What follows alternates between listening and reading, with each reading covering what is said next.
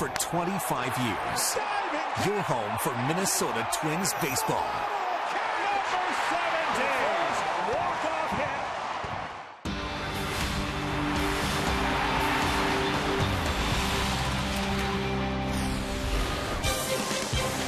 Ground ball right side. Pass cutter going to right field. Bernier around third. He's coming in.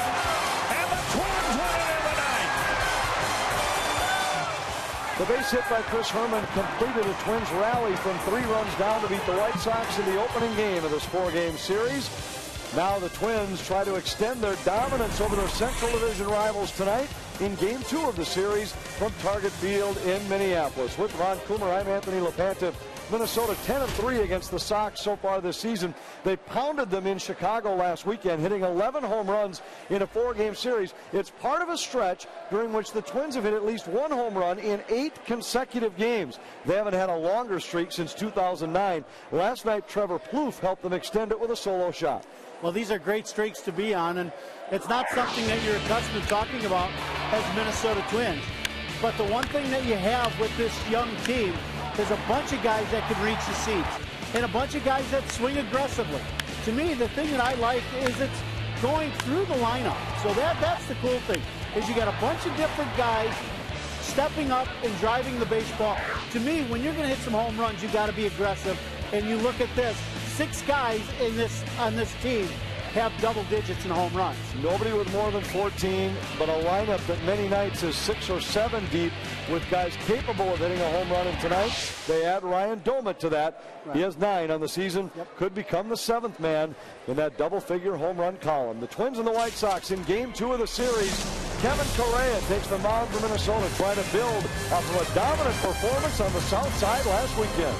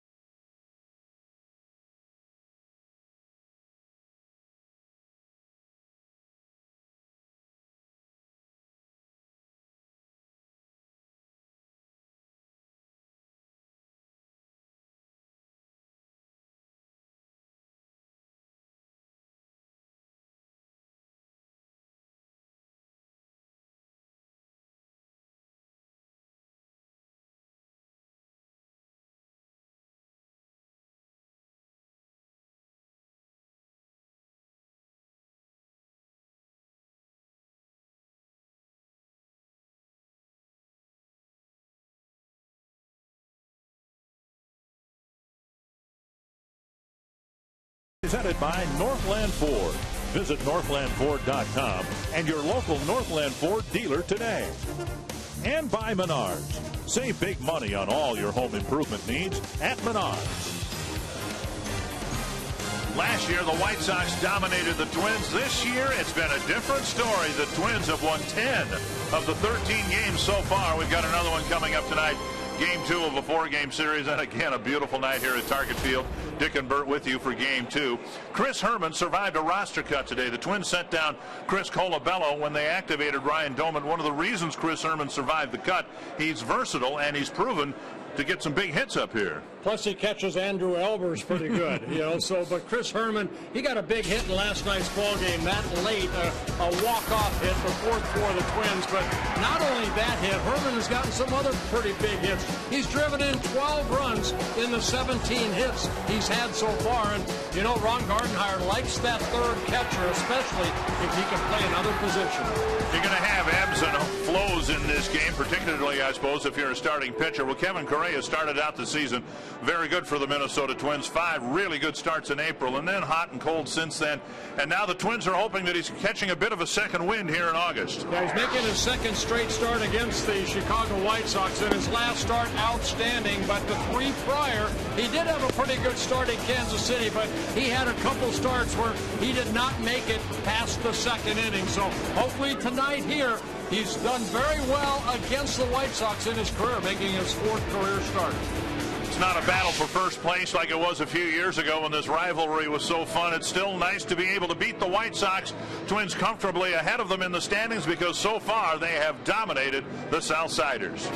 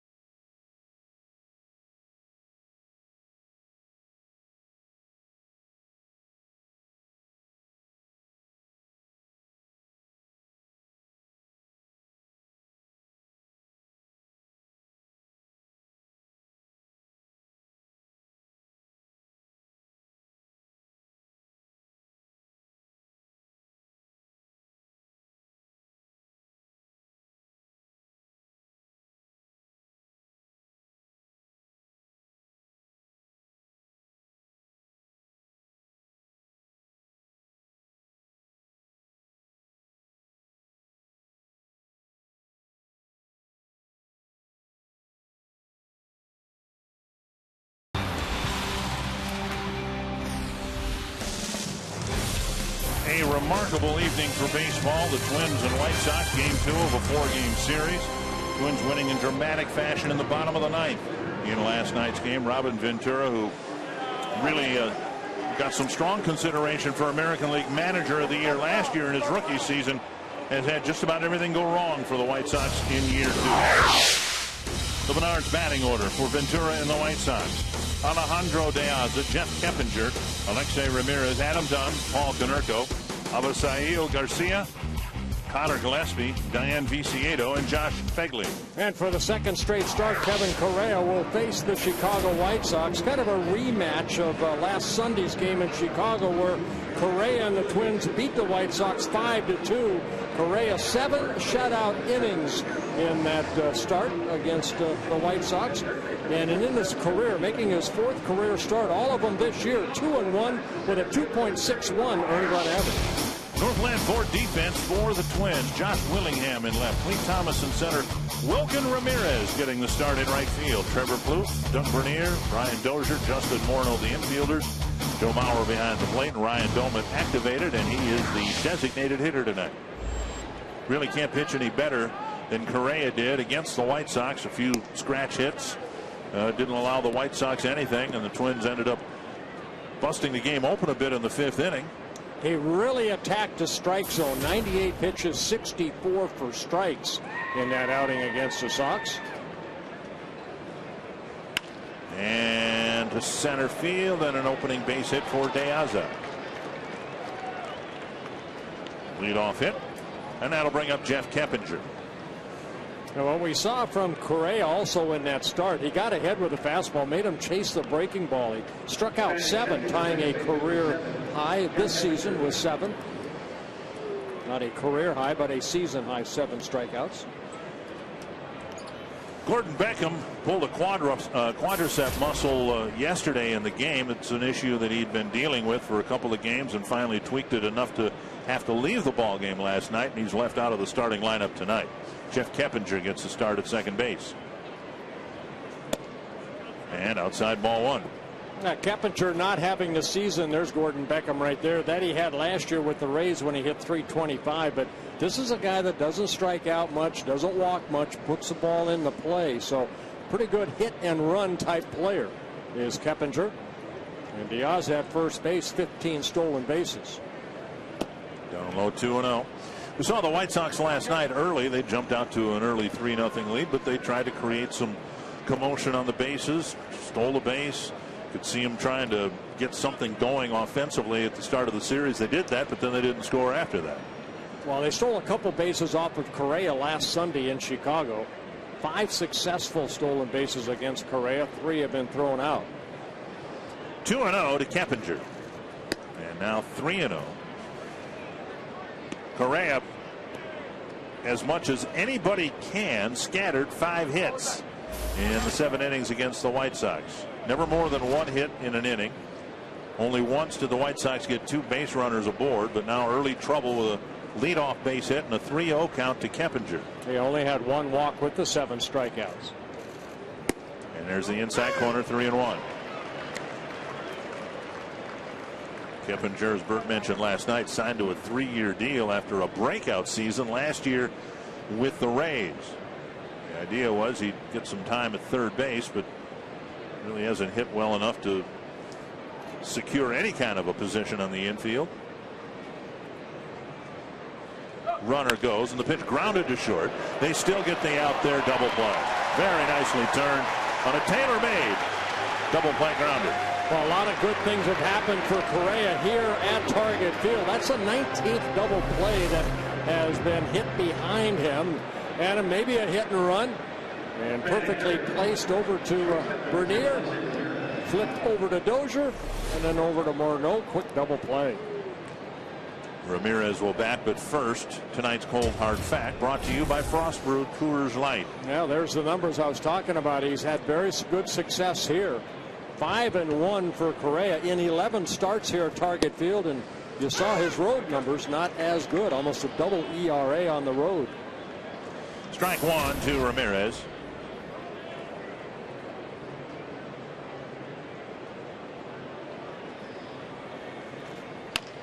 Tapper foul. I don't know that we've seen it play out fully the way it might at some point, and that's in part because the Twins have struggled in the pitching department. But I could imagine there being a Target Field factor for pitchers and maybe even free agent pitchers that might consider coming here. Maybe the opposite of the Coors Field effect that they have.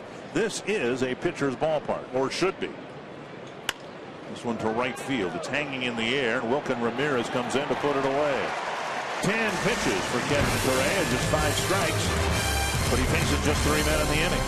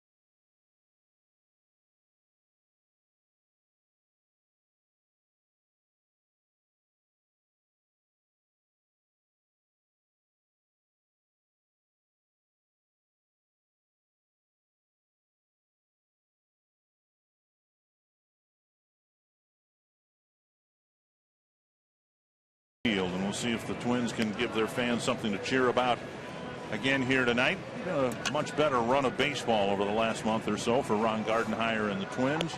The Menards batting order for game 2 has Brian Dozier in the leadoff spot, Joe Mauer batting second, Justin Morneau, Josh Willingham, Ryan Doumit, the designated hitter Trevor Plouffe with a couple of big hits last night.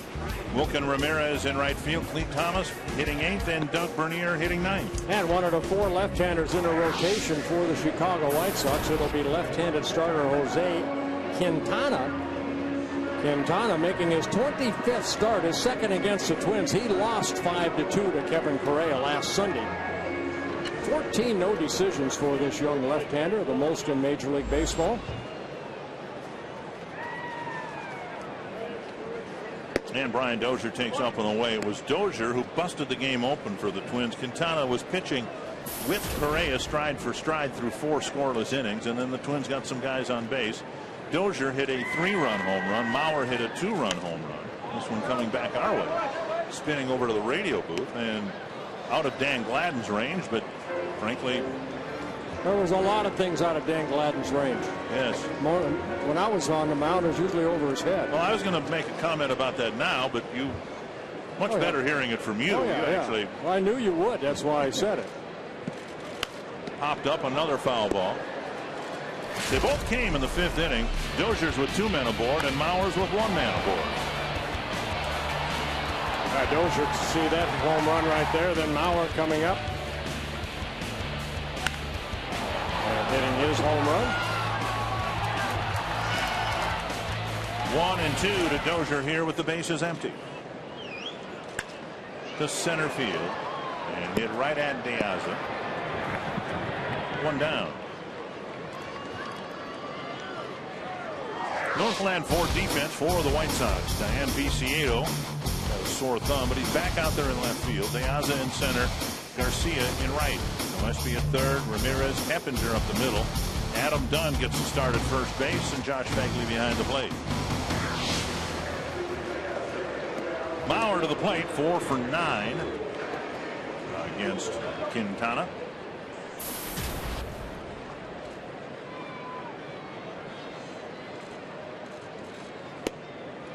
A strike.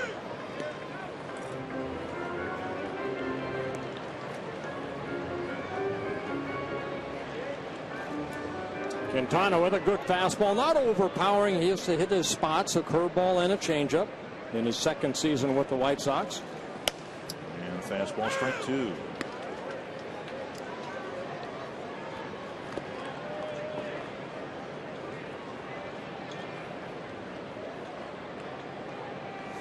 Mauer 5th in the American League in hitting at .320. Man, trying to get the inside corner. Strike 2 was at 88. That fastball at 93. There are the leaders right there. Cabrera still leading. Mike Trout right behind him. And David Ortiz doing well with the Boston Red Sox.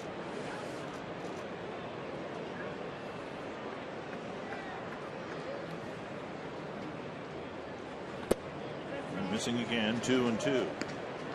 Twins will see Cabrera and the Tigers the next road trip.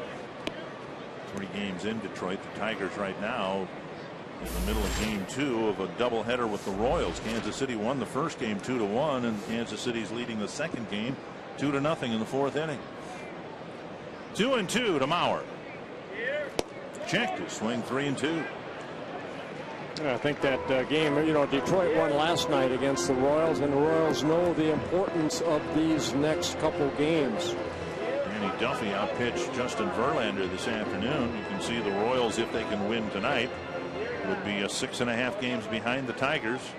2 games left in the series after today. Full count to Mauer. Driven deep to right field. And gone. Don't see Joe Cole too many home runs here at Target Field, but he drove that one out for a 1-0 Twins lead. Home run number 11 for Joe Mauer, and his 4th against a left-handed starter in the 2nd straight ball game that Quintana has pitched against Mauer. Mauer took him deep. Mauer now 5 for 10 against Quintana with 2 home runs. And that'll bring Morneau to the plate.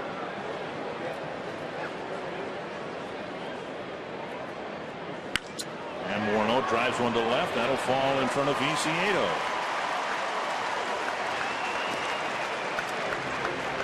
And that will bring up Willingham. Willingham 5 for 9 against Quintana. He's already hit 2 home runs against him.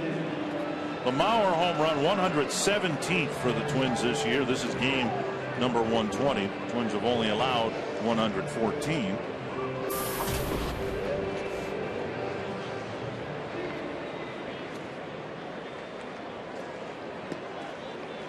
Twins have been outscored by 59 runs this year, but they have out-homered the opponents thanks to a July into August power surge. That's good to see, too. You know, I mean, when you get a pitch, Joe, of course, worked the count to 3 balls and 2 strikes and got the pitch middle in and didn't try to hit it the other way. Thought, you know what, pick it up and drive it into the bleachers out in right field. Good at bat. Strike to Willingham, and now a ball. And as we said last night, the Twins, and I guess it would be desirable if you're a manager to have the power evenly spaced throughout the lineup. Ryan Doumit back in the lineup. His next home run will be his 10th. Willingham takes ball 2, and that would give the Twins 7 regular players with 10 or more home runs. And sure, there's a value in having a 30-40 home run guy in your lineup, but like Willingham was last year. Right. And then, as we said last night, then you look at the guys who've hit double digits in home runs, and can they hit more next year? Here are the 6 guys that are already there. Morneau, Dozier, Willingham, Plouffe, Mauer, and Arcian, all, I guess with the possible exception of Morneau, figure to be in the Twins' plans necessarily next year. And so you look at that list and you think, well, can Dozier hit more next year? Yeah. If Morneau's back, he should be able to hit more. 3-1. Dangerous pitch here to Willingham. Oh, boy.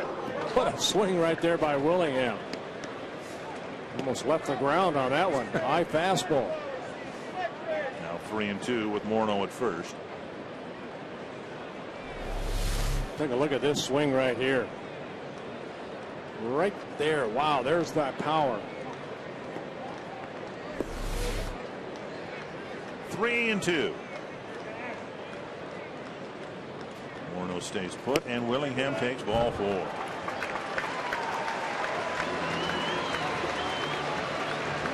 Welcome back to the active roster. Ryan Doumit, the subject of our Sanford Health injury report. Ryan Doumit activated from the concussion disabled list. Someone had to go, and it was Chris Colabello.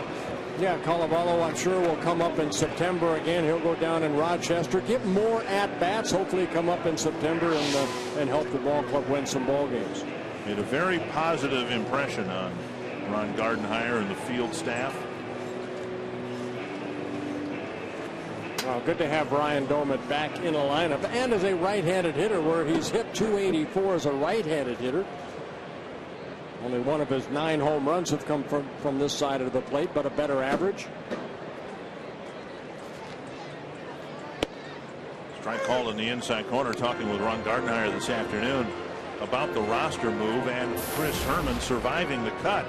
He said, well, you know, they really didn't have much of a choice, really, because there's not even an emergency catcher on the roster. Absent Herman, they needed someone who could catch. They'll carry 3, 1 and 1. But when Eduardo Escobar was here, there was somebody who could at least put the gear on in an emergency. And the Twins don't really have that guy now. No, and Ron Gardenhire, you know, that's what makes Chris Herman so valuable. He not only can catch in need be, can also play the outfield and really play anywhere.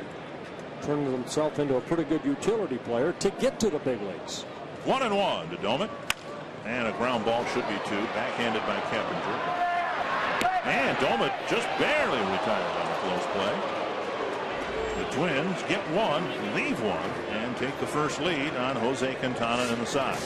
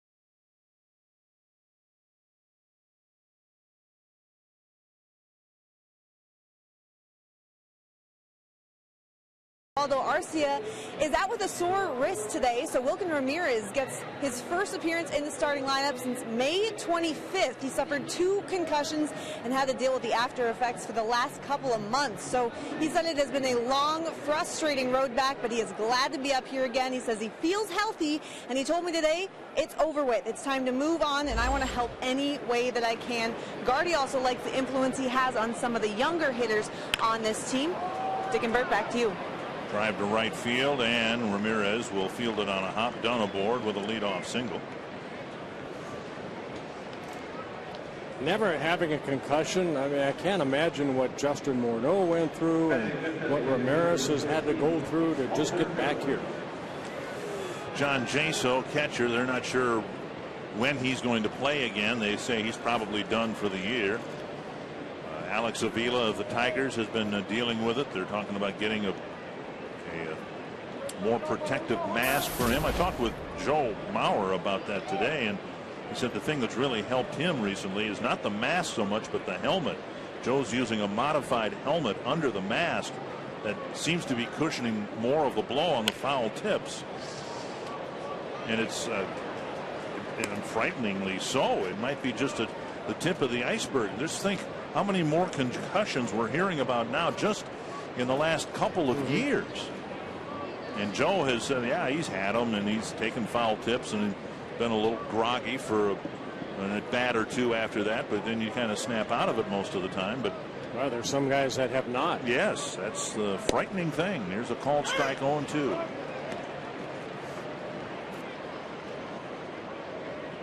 Konerko, the designated hitter, he and Dunn more or less alternate playing first base. The other guy DHs. Correa, for the second inning in a row, has given up a leadoff base hit.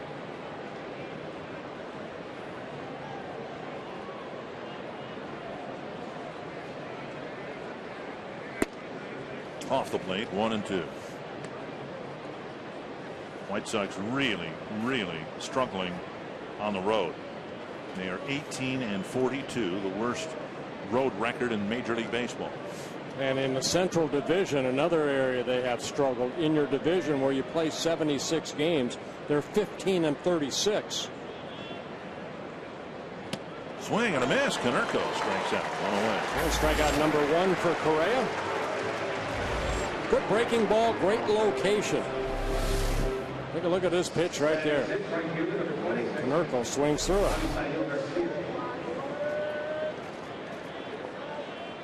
And that'll bring up Avisail Garcia.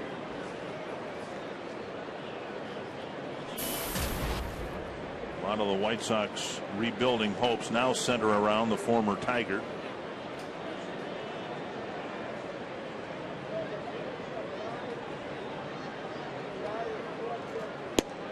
And Correa misses the outside corner. Now Garcia from Venezuela, just 22 years old. Came over in the Jake Peavy trade.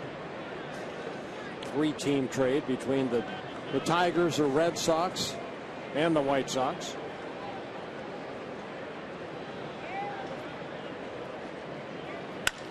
And a looper to right, a base hit. Dunn will advance to second base.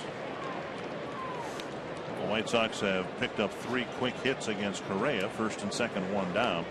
Now is as good a time as any to get a group together and head down to the ballpark. Organize your business, church, school, or maybe a couple dozen of your neighbors and make a game of it. Visit twinsbaseball.com/groups or call 800-33-TWIN. Get a great deal on group tickets today. Connor Gillespie will hit with runners at first and second and 1 away.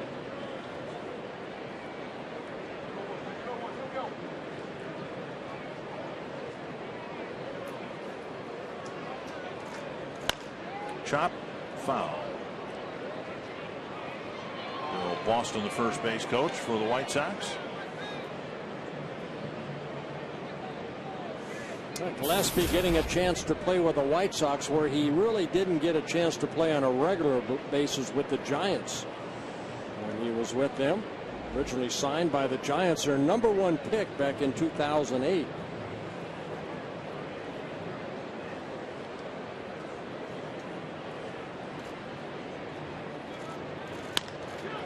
this one a fair ball. Morneau goes to the bag. Both runners move up, 2 down. That'll bring up Dayan Viciedo. Vicieto's been bothered with a sore thumb. It left him in and out of the lineup in the 4-game series against the Twins in Chicago last weekend. Out of the lineup last night, back in the lineup today. He's one of these youngsters that the White Sox are looking for good numbers in the years to come. Got some pop in that bat. 25 home runs last year, only 9 so far this year.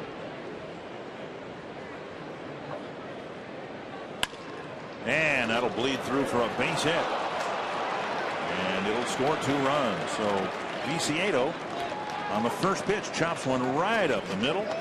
Done, and Garcia score, and the White Sox take a lead. Yeah, looked like they tried to go inside, maybe into that left thumb that's been bothering them, but Viciedo opened up quickly and hit that ball right back up the middle. So got the barrel of the bat up. Correa trying to knock it down. Dozier trying to knock it down, but it squirts into center field. And that allows Garcia to score from second base. White Sox, who got just 5 hits and scattered them over 7 innings against Correa in Chicago last weekend, have put 3 singles together to score a couple of runs here in the second. And it is so peculiar. Here's the Twins on a home run tear, much like the White Sox played their game for so many years. And the Twins are scoring runs the way the White Sox used to. And now the White Sox are scoring runs the way the Twins used to, with 3 hits, steal of a base here or there, hit and run. Last night a couple of hits, stolen base, a sacrifice fly, swing and a miss, 2 strikes. You know, back in late July, Correa made a start against the Kansas City Royals here, pitched very well. He got a no decision, 6 good innings. And then they went to Kansas City. He started against them again, back to back, and it didn't fare too well. He gave up 6 runs in 2 innings. Now he's coming off that good shutout performance, 7 shutout innings against Chicago. This is his start again, back-to-back starts, and it's not going very well. Flowers strikes out. That ends the inning, but 3 singles and a couple of runs for the White Sox in the second.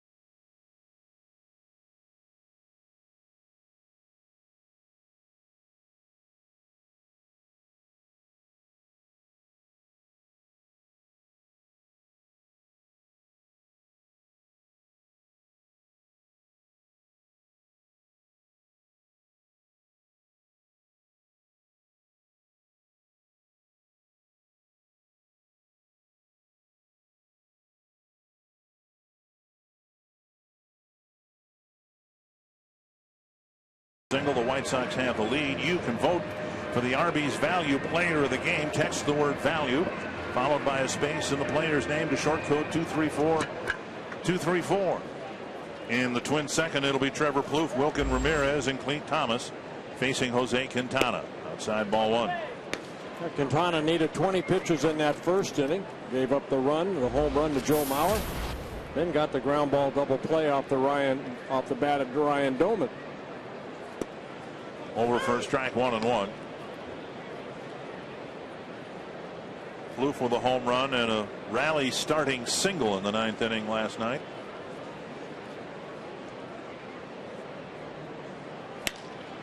On a couple of hops to Ramirez. One down. And that'll bring up Wilkin Ramirez.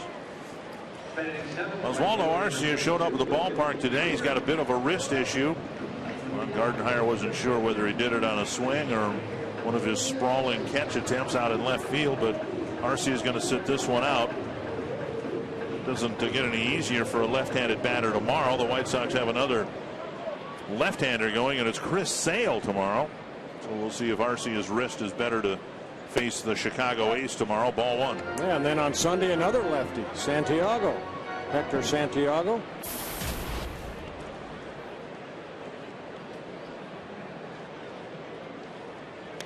Swing and a foul. 1-1.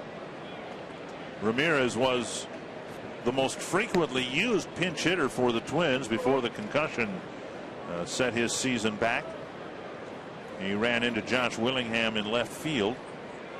And both men are big, strong guys, and Ramirez took the worst end of it. This one lifted to short right, chased by Keppinger. Still chasing it. He makes the catch out number 2. And that'll bring up Clete Thomas. You can participate in the AT&T Twitter poll during this homestand. We're asking you which current Twins game jersey is your favorite. And use the appropriate hashtags on the screen. 2 gone in the second. That'll bring up Thomas. You can imagine Thomas will get a day off here one of these days, and it might even be tomorrow. With Wilkin Ramirez able to play center field, Thomas has been an everyday center fielder for the Twins. He's swinging a pretty good bat as of late. 5 hits over his last couple ball games.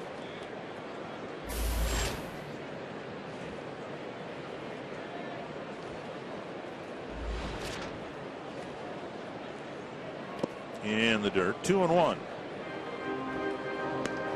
As we mentioned, this is game number 120 for the Twins.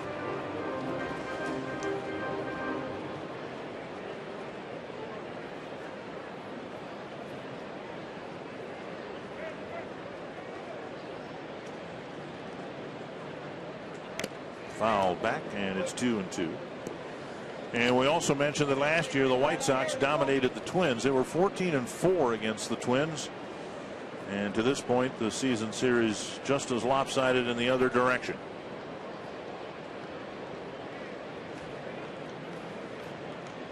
What a difference a year makes for Robin Ventura. Last year, 85 and 77. 3 games behind the Tigers in the Central Division in second place.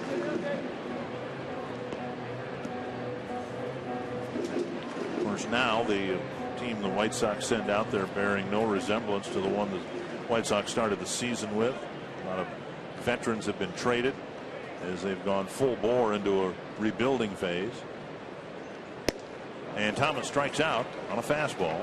And the Twins go down 1-2-3 in the second. It's 2-1 Chicago.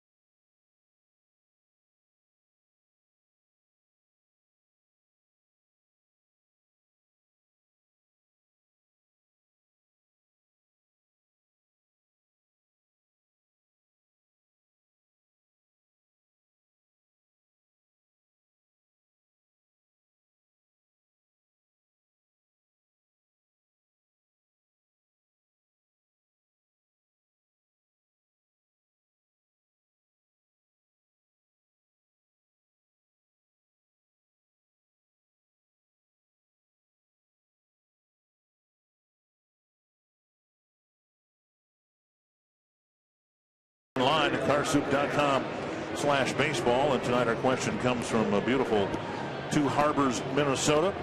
Is there a deadline for Justin Morneau getting traded? And in essence, there isn't.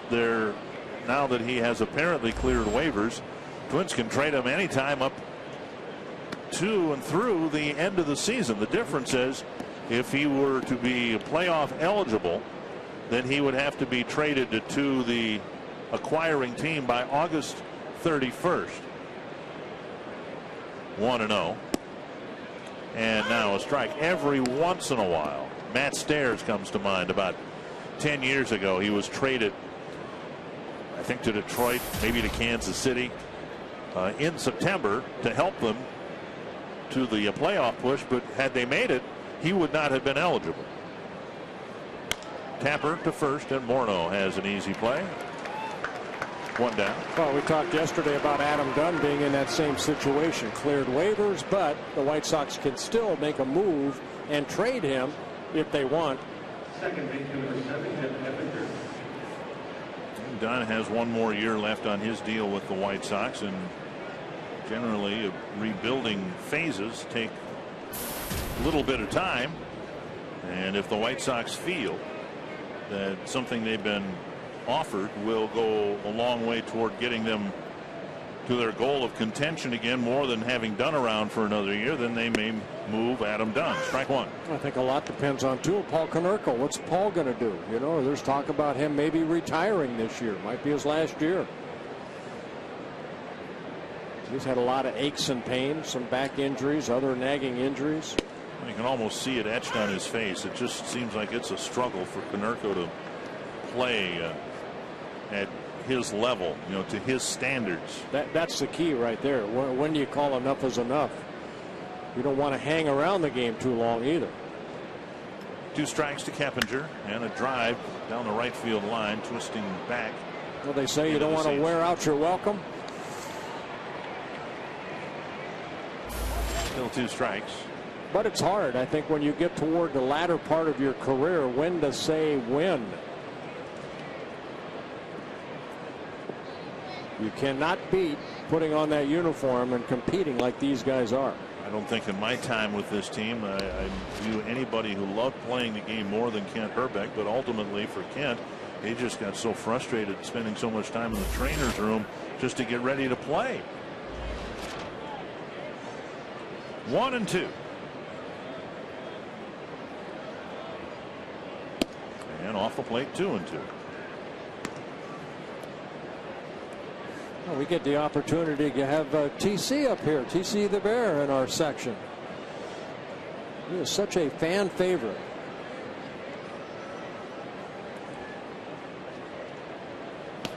And now 3-2.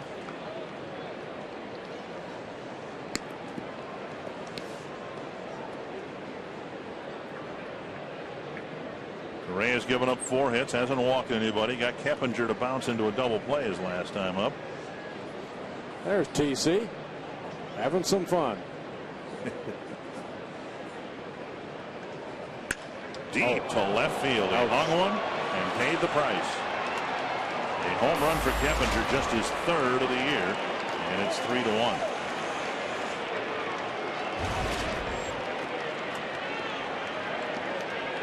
You see Correa kind of shaking his head right there. That ball came right back into the swing of Keppinger.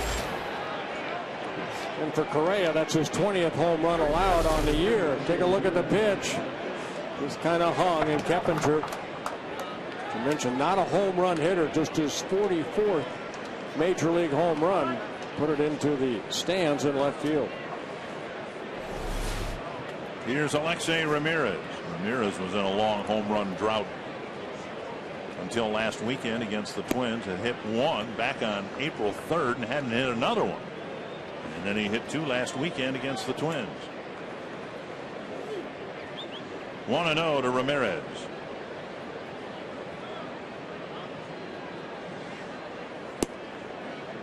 Two 35 pitches for Correa, 23 strikes. More importantly, 5 hits and 3 early runs allowed.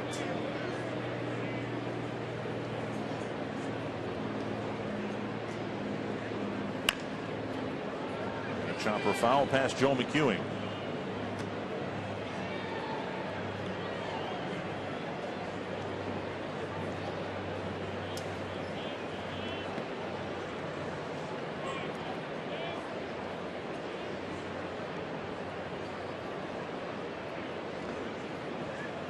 Ramirez signed for 2 more years after this year. Lifted to left field and retreating a couple of steps now over Willingham with the catch. Out number 2.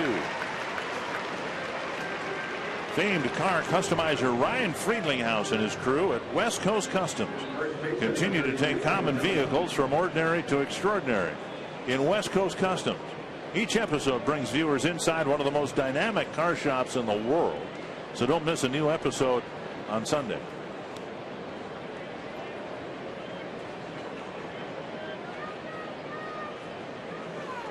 Adam Dunn, the batter. Up and away, ball 1.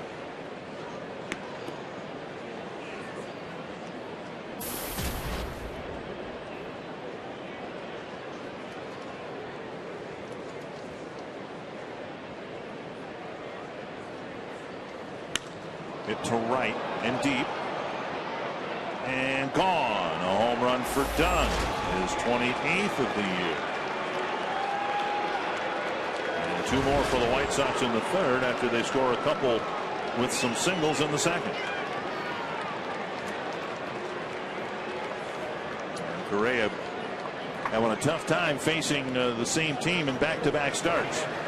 He did the same thing against the Royals after pitching pretty good. The Royals beat him up in 2 innings here in the 3rd inning. A couple home runs off of Correa.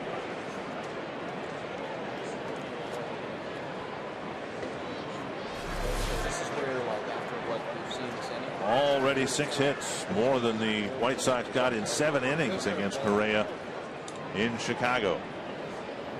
Konerko busts his bat, rolls it to second. And that ends the inning. Another deuce for the White Sox. They lead it 4-1.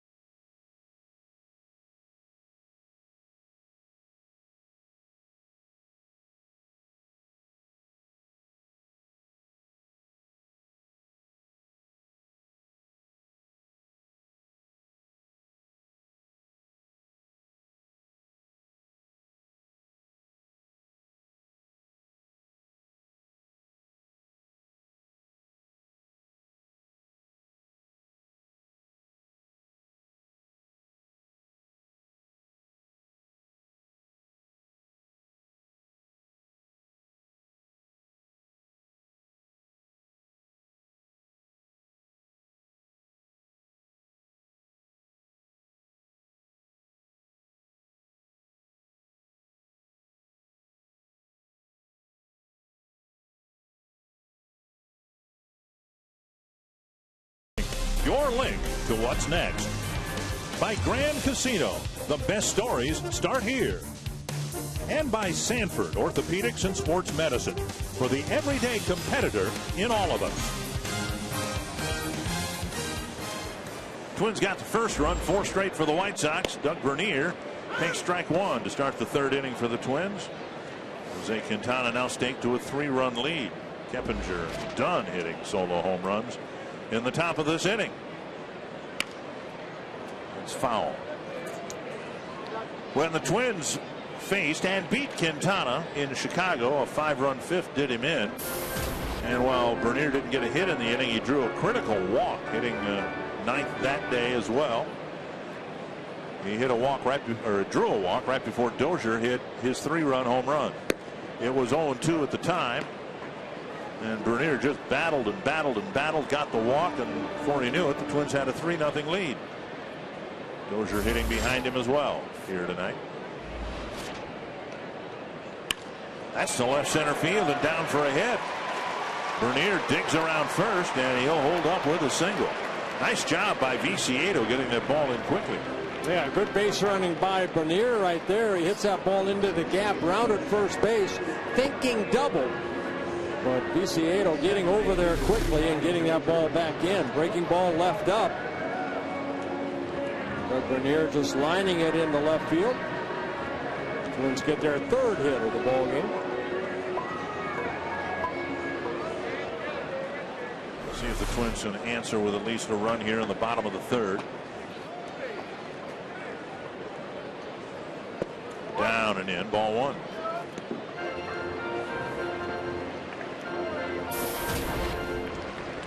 Dozier had his average in the 240s for a couple of days, now settling back at 238.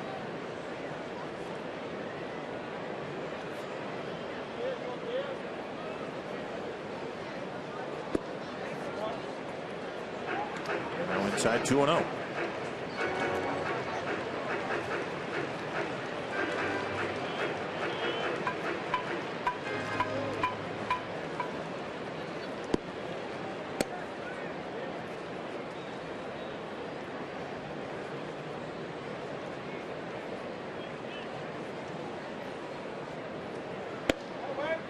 Called strike 2 and 1. And the White Sox have an odd mix here, probably the envy of some teams anyway. The Twins are struggling trying to find effective left-handed pitching up and down their organization, and the White Sox have 4 left-handed starters. So Rienzo last night a righty, and right now he's the only righty in the rotation. 3-1. Bauer on deck. Quintana, just 24 years old, originally signed by the Mets back in 2006 out of Colombia. Became a free agent and signed by the White Sox November of 2011. Came up last year, made 22 starts, won 6 ball games.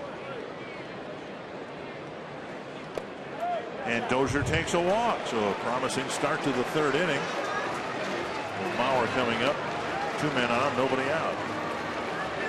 Second walk for Quintana.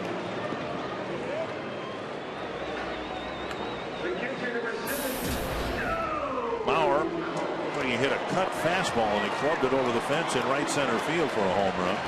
As he does so well, he got the count to 3-2. Again, another 2-strike hit for Joe Mauer. Give me something to do when I get home, I suppose, but Joe doesn't hit too many home runs to the pull side here at Target Field. We've seen him do it in Chicago, and we've seen him do it at Yankee Stadium. But typically his home runs here, of course, go to left field, maybe a few of them to center. He represents the tying run. And he takes strike 1. Joe with the 11 home runs, 5 of them coming here at Target Field. 3 2-run home runs, 2 2-run home runs, 8 solo home runs. Does not have a 3-run home run yet. I see a man at second. I see a man at first.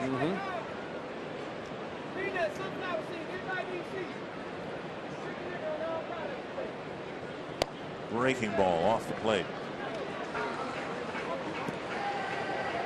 In typical Mauer fashion, hit a home run in the 1st inning on the 6th pitch of the at-bat. He took 3 balls and 2 strikes. He put 1 swing on during the entire at-bat and hit it over 400 feet.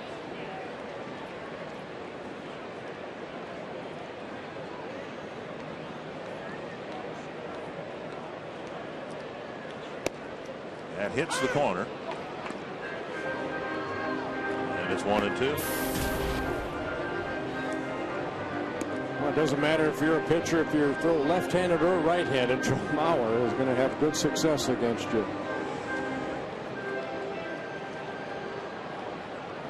Such patience at the plate. 1-2.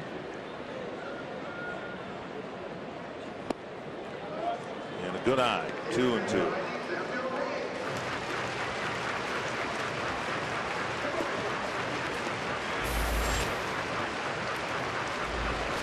Morneau on deck. He's hoping to answer with at least one after seeing the White Sox score 4 unanswered runs here in the first 3 innings.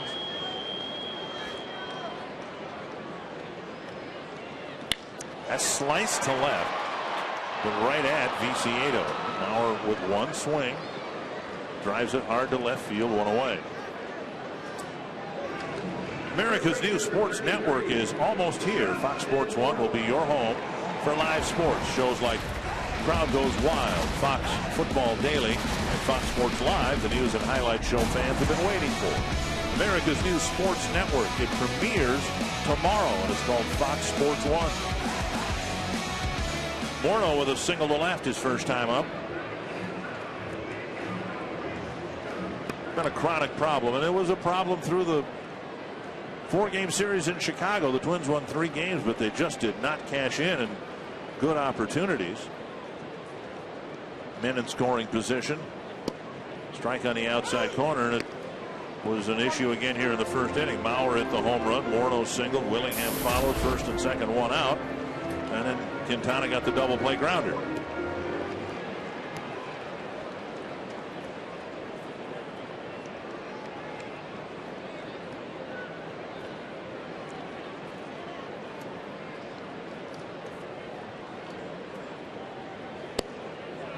Things like this tend to go in cycles, but the Twins have struggled with that stat all year long. And meanwhile, the Cardinals, 18 games above 500. And I think the last time I saw one of their telecasts, there was a graphic on the screen. They were hitting .318 with men in scoring position. And that becomes contagious sometimes. You know, when you're going well, everybody gets that big hit. When you're struggling, sometimes guys put a little too much pressure on themselves. Well, if you're in a lineup and you've seen the guy behind you get a lot of key hits, then you figure, well, if I don't get it done, the guy behind me will get it done. And just the reverse works too. If you know the guy behind you struggled, then you put a little extra pressure on yourself to get it done, and generally end up with a bad result. High fastball, swing and a miss, 2-2. Well, news coming out of Philadelphia today. Charlie Manuel getting replaced as the manager of the Phillies. Ryne Sandberg taking off over. And right now they're losing to the Dodgers 3-0 in the top of the 7th. Everybody loses to the Dodgers. Dodgers have won 8 straight.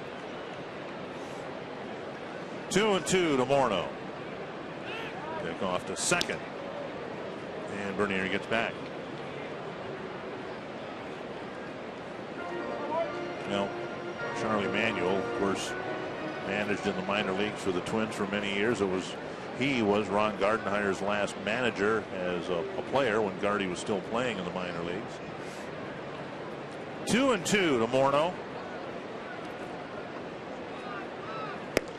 Got him with another low 90s fastball, 2 down. A good fastball up in the zone, and Quintana picks up his second strikeout. It had been rumored for some time, with Ryne Sandberg brought up to serve on Manuel's staff, that the Phillies made the move with a month and a half left in the season. We want to see if Sandberg can handle things in the clubhouse and otherwise. Yeah, right now Sandberg's an interim manager. Willingham walked his first time up. Twins are hoping he can deliver a big 2-out hit here to take advantage of this threat in the third. Swing and a miss.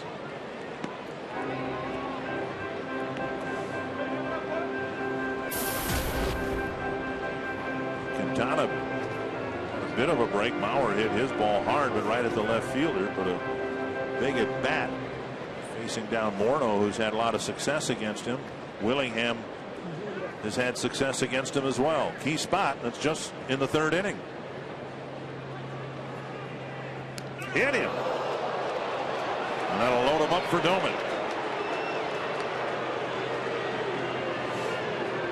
Willingham gets hit a lot. He got hit in the final game of the Cleveland series, and that bunking right there for Willingham, his 14th of the year. Yeah, going fastball in, and Josh taking it on that left arm. Quintana hitting his 4th batter of the year, trying to go inside. So another big spot for Doman. He came up with 2 men on and 1 out in the first, and hit a ground ball to Keppinger that was turned into a double play. Quintana will go from the full windup. Outside ball 1. 54 pitches, only 29 strikes for Jose Quintana.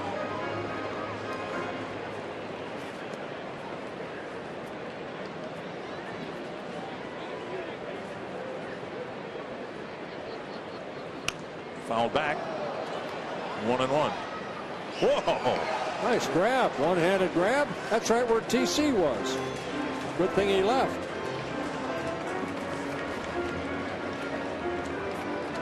1-1 to Doman. He's living in heaven. He's gotten two foul balls already. And we're just in the 3rd inning.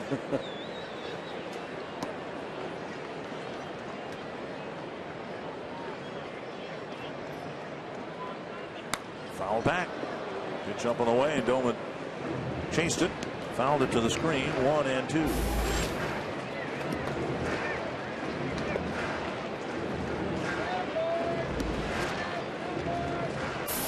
Doman just 1 for 7 against Quintana. He's have the bases loaded and 2 out. And you saw the great numbers of Doman with bases loaded in his career.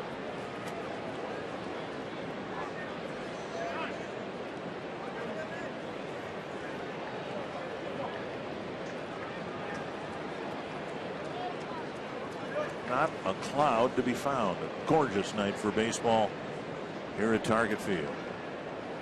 Long stare down again, and Doman fed up with it. Fegley says, hey, what's going on here?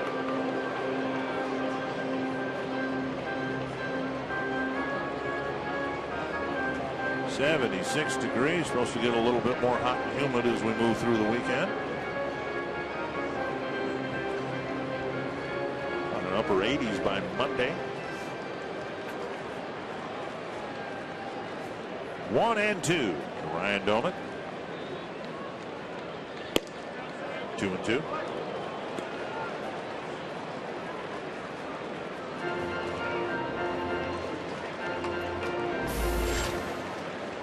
Quintana making his 5th career start against the Twins. He's 0-2 with an ERA over 9 coming into this ball game. Popped up out of play. So he's due to give up some runs. Well, the Twins had a chance to put a crooked number up in the 1st and another chance here in the 3rd. Pitch count already elevated into the upper 50s. Facing his 14th batter.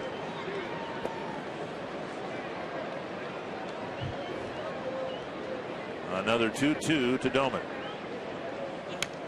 Got a piece.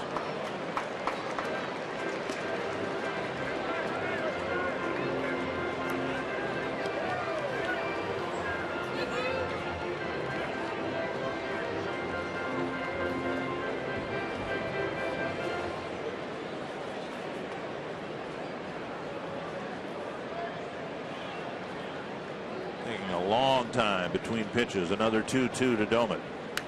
And another foul ball. Going to Doman, the same pitches that ended up striking out Justin Morneau. Low 90s fastballs up. Quintana's thrown 28 pitches already this inning.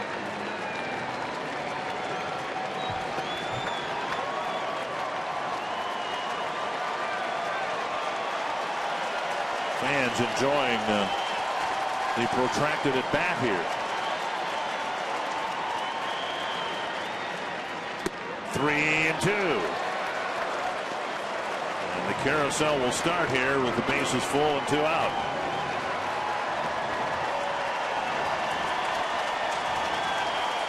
Bernier, Dozier, and Willingham will all leave early. Blue on deck.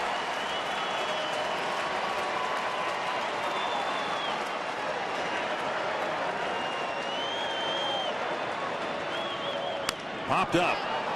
Back and out of play.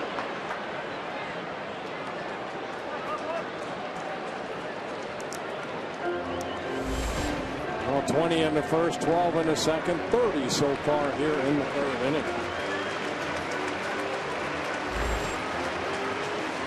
I would guess, what, 10 this at bat? Good at bat for Doma. Let's see if he can get a base hit right here. Driving a couple runs. Another 3-2. Another foul ball.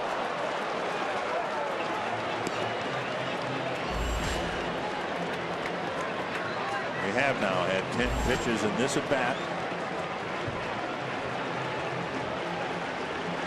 Add them up, that's 5 2-strike fouls by the Twins' designated hitter. Yeah, he's leaving that fastball up a little bit, and Domit's fouling it off. And Quintana knows he has to pull a strike right here. Does he go back to the fastball? Popped up, back and out of play again.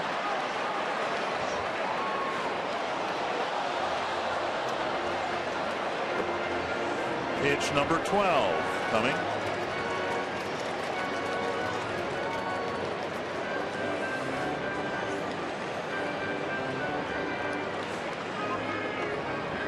You're going to pitch up with the bases loaded. You better have a little something on it. Look where the pitches have been.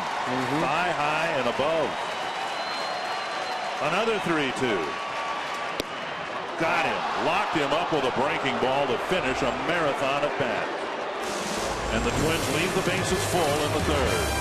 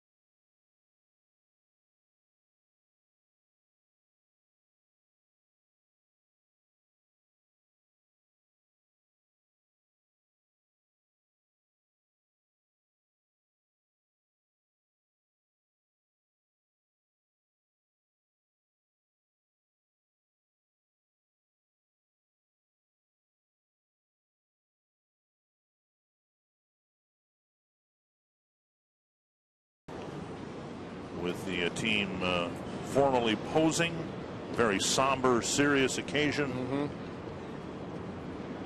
Huh. It's like they're missing something. Well, you used to, I know.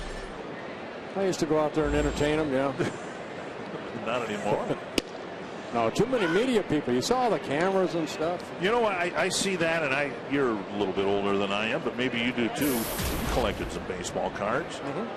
Remember, you get the team cards, and it would always be that shot, you know, with the bat boys, with the bats crossed in front of them, everybody sitting in the same position, very stoic and all that. Well, there's a lot of ones out there that I'm in that weren't so stoic? No. I always was disappointed, though.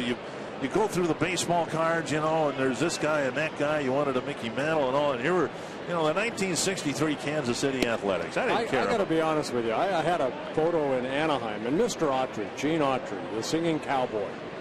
All right, and in the last usually a couple, 2, 3 photos, they say do whatever you want. Well, I mooned the camera, believe it or not. Plouffe, nice pickup on his glove side, and just barely got. Garcia scampering down the line. Garcia very quick speed, but you know, I didn't think anything about it. You didn't think of anything about mooning? Well, no, about the picture. You know, it was all in fun and all that. And I think every team that I've ever been on, there was a picture of me mooning somewhere. But about 2 weeks later, we're in Anaheim, and all of a sudden, Doug Rader, the manager, says, "Hey, Bert, come down here." I thought he wanted me to pinch hit or something. I go down. Wait. Yeah, that's why I was. So I look over and I think, well, I'm too old. They're not going to release me, right? So I look down there, and there's Jackie Autry, Gene Autry's wife, and she wants to talk to me during the ball game. So I go down into the tunnel, and she brings out this picture, of course, with my better side looking and right over Mr. Autry's shoulder. Really? And she says to me, "You have to sign this to Gene." So of course I'm down there during the ball game, and that picture is still hung in Anaheim in Mrs. Autry's box. Oh, is that right? A team picture, yes. I don't know why I thought of this, but did you offer any endearing comments and along with your autograph? No, I just said, Mr. Autry, always admire yours. I love you. Bert Blyleven. Ramirez with a running catch on the might have been some hugs and kisses in there too. That's what I was afraid of. 2 down. We'll bring up Viciedo. All in fun. Viciedo with an RBI single. He actually drove in 2 runs with his single in the second inning. Saw one pitch from Correa, chopped it right over the mound and into center field.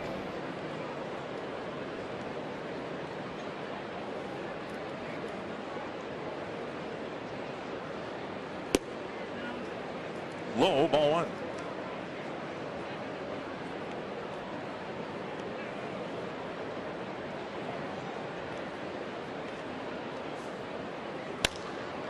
Crack foul, 1-1. Kansas City's opened up a 3-0 lead on Detroit, bottom of the 7th. Pretty deep into that second game, and the only run the Tigers have scored is on a pinch hit home run by Ramon Santiago in the 8th inning of game 1. Foul back 1-2. Well, both those clubs, the Tigers and the Kansas City Royals, very good starting pitching.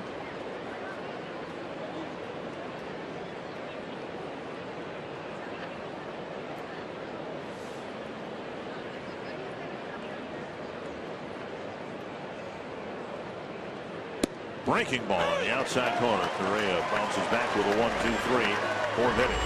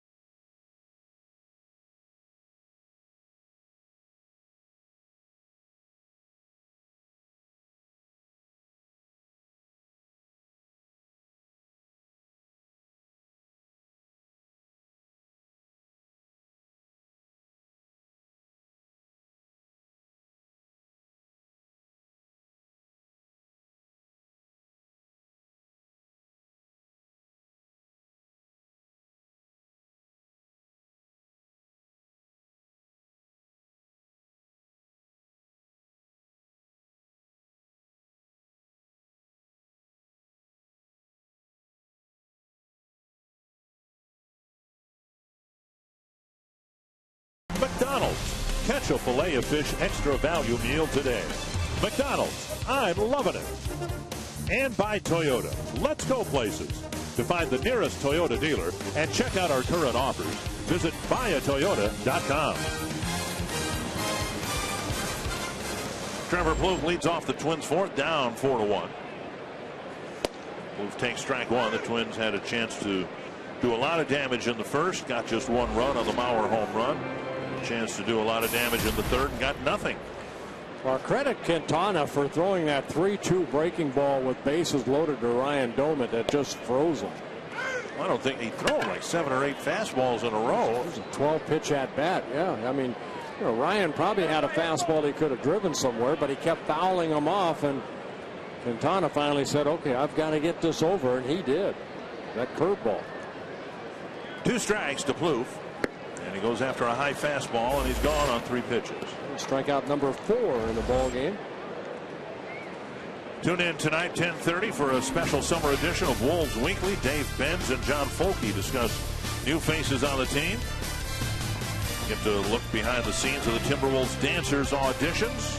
Watch Wolves Weekly tonight at 10:30 p.m. only on Fox Sports North. Go Wolves. I hope they have a very good season.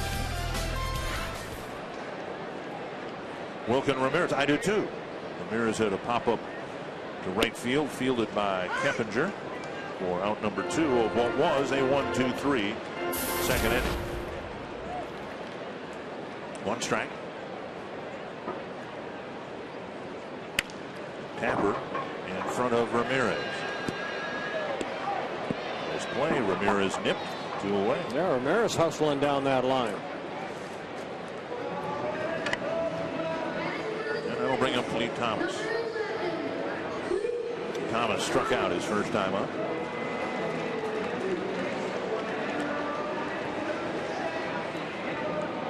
Thomas with 5 hits over the last 2 games coming into play today.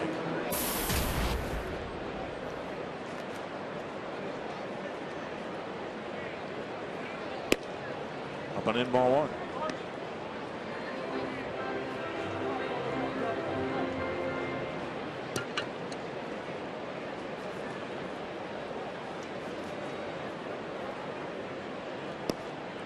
Outside 2-0.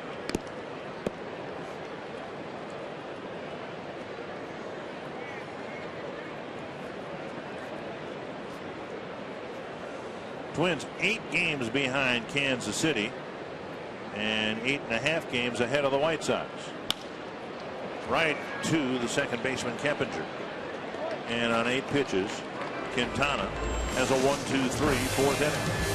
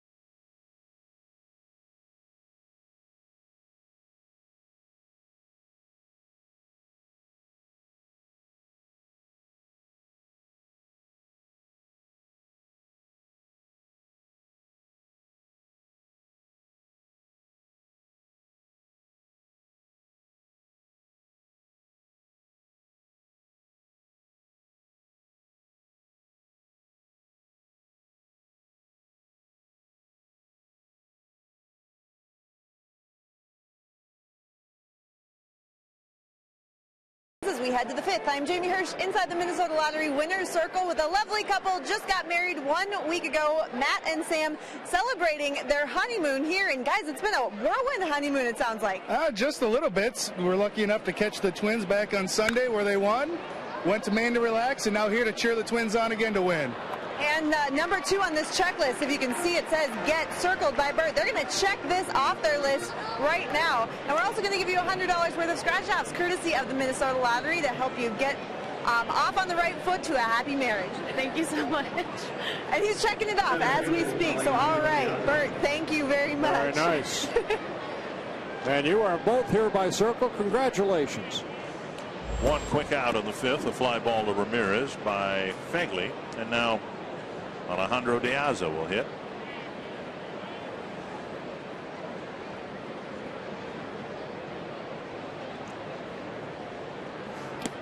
In the dirt, ball 1.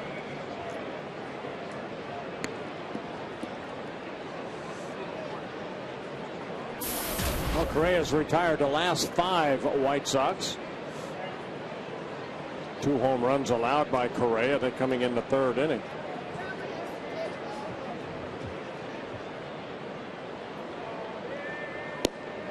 One and one.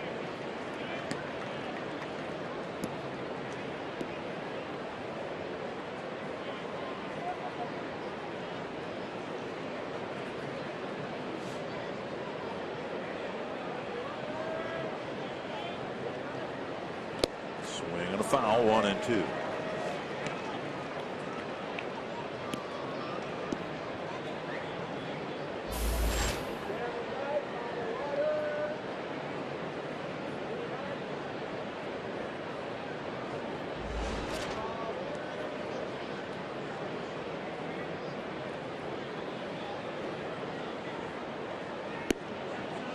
Correa's numbers on the season about where the Twins reasonably could have expected them to be. In the big league, 60 and 65, an ERA of 4.54 so far this year. 8 and 8, 4.59, but it's just been a wildly inconsistent year for Correa. Popped up wide of third. Booth crossing the line and makes the play. 2 down. That'll bring up Jeff Keppinger. Hey fans, if you're looking for something extra special to take home after a game at Target Field, you can check out the kiosk at the ballpark that has a vast array of game used merchandise, from bats to balls to jerseys, all items used in a game at Target Field. You can check it out between gates 29 and 34 out in right field. Next time you're at a ball game, stop by and find something very unique, nice keepsake from your memorable game at Target Field.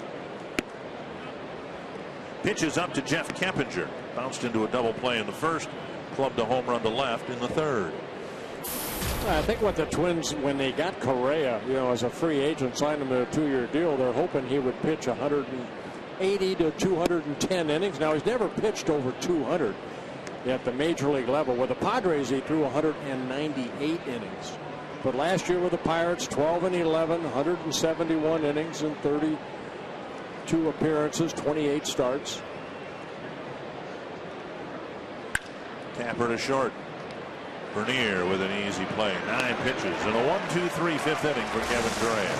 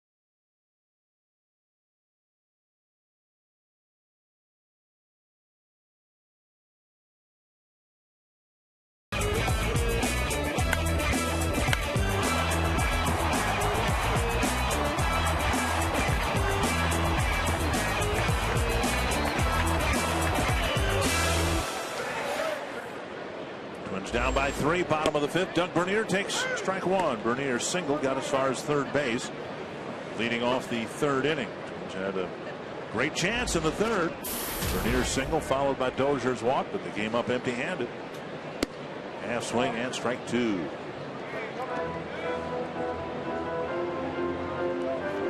This was the inning where the Twins finally cashed in against Quintana in Chicago. A pair of home runs and 5 runs on the board. 1 and 2. Dozier hit the 3-run home run.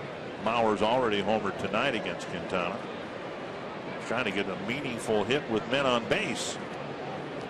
Something that's been very elusive for them.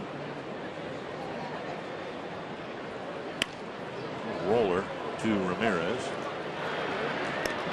And Bernier retired. 5 in a row set down now by Jose Quintana.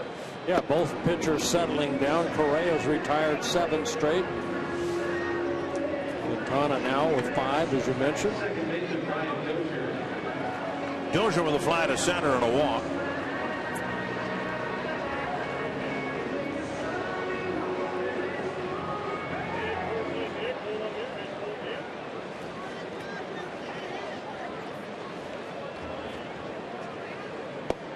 Talking about what a difference a year makes, and individually, great example is Brian Dozier, who a year ago in August thought he was on the verge of being called up in September, and his stock had fallen to the point where the Twins did not call him up in September. Swing and a miss.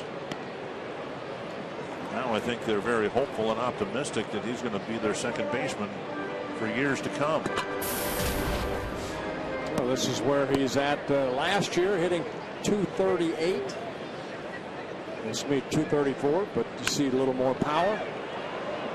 Short right field. Garcia comes in, makes the catch out number 2.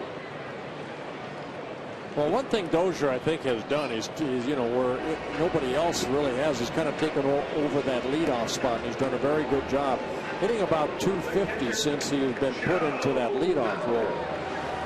You know, his on base percentage still isn't, you know, very high, a little over 300. He's provided some pop at the top of the lineup. And, you know, you're right. I think in the absence of anybody else, I mean, there's a reason he's been out there every time. Aaron Hicks struggled hitting in the leadoff spot, was moved down in the order, then sent down, and now on the disabled list with a heel injury. Right. So it would not appear that his return is imminent by any means. 1-0 to Mauer. Thomas was a leadoff man briefly. Jamie Carroll, Escobar. This one sliced to the corner and foul. Joe Mauer nearly hit it to Joe Mauer,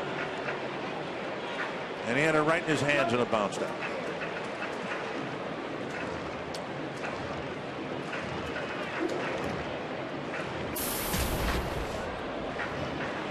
One and one to Mauer. Hit the ball hard twice against Quintana. Once over the fence in right center for a home run. Once a bullet to Viciedo in left.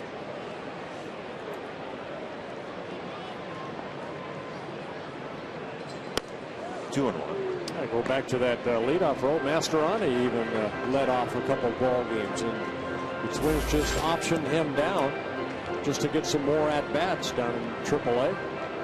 Playing in center field now in place of Aaron Hicks, who's unable to play. 2-1 to Mauer. Foul back. Terry Ryan would tell you there's still a lot of work to do. I think we talked about the increased home run output. That's a necessary step, but also a necessary step is finding somebody to succeed in the leadoff spot. 2-2 to Mauer. A rocket up the middle, a base hit. So he has hit the ball hard all 3 times against Jose Quintana. Well, he left a breaking ball up right there, and another 2-strike hit for Mauer. You still have time to get here to this gorgeous ballpark and catch some Twins baseball. You can check out the steal of the week and demand-based pricing Great deals on single game purchases all season long. These and other special deals available every day of the week at twinsbaseball.com/tickets or by calling 800-33-TWINS. Twins need a jolt here from Morneau. Sliced foul. And you've kind of let Quintana off the hook twice. In the first inning and then in the big bases loaded threat in the third. Morneau singled in the first, struck out in the third. Quintana got him on a high fastball.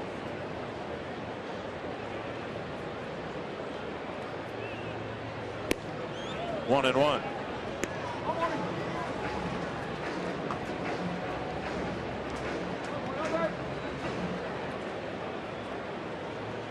Nearly 90 pitches already for Quintana.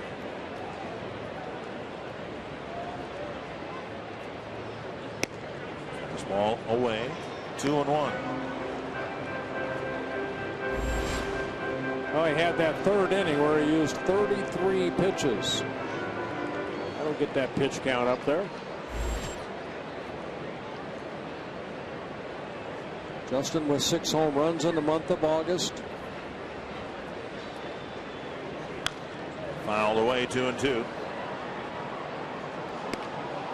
Quintana, at least to this point, just going right at Justin with a 92-mile-per-hour fastball. He's been pretty consistent with that fastball at 91 to 92. Mixing in that breaking ball, occasional changeup.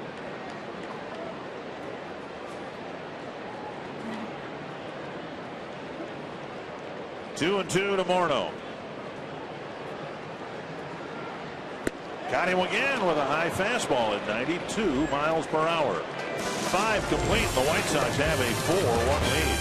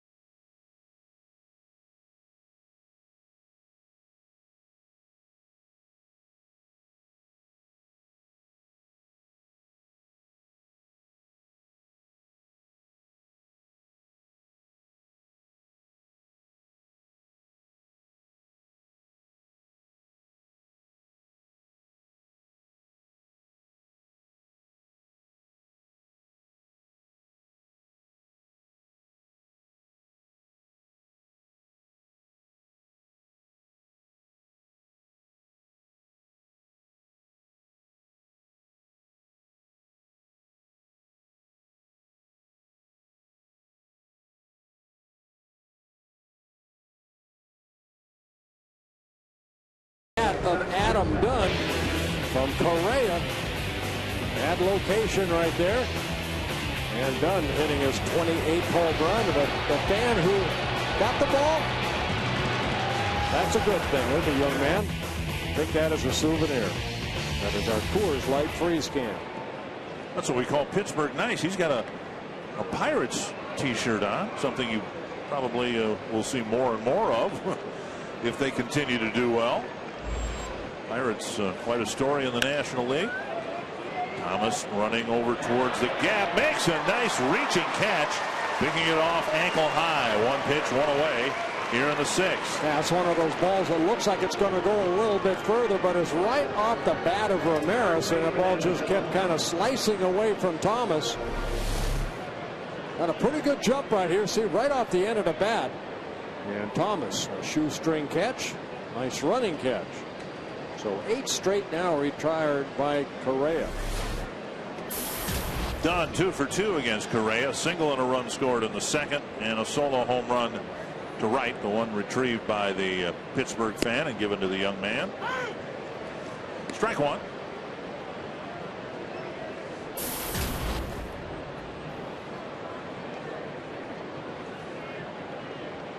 .434 career home runs for Adam Dunn.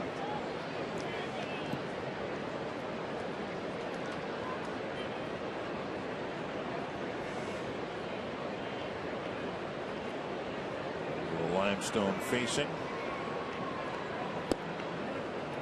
Dunn, remember, with 28 home runs, but he had one taken away by Aaron Hicks here earlier this year. One of the best catches of the year by any center fielder.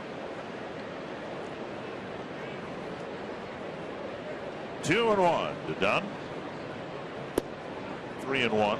Konerko will follow.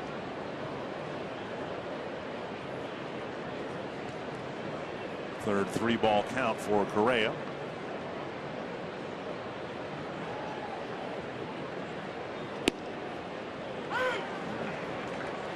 Just barely clipped the outside corner. Well, you better clip the corners against this guy in a 3-1 count. He's looking for that dead red fastball down the middle he can hammer somewhere. And he takes ball 4. 1 out walk, putting Dunn aboard. First walk for Correa. And now Konerko, a strikeout in the second and a ground ball to Dozier in the third.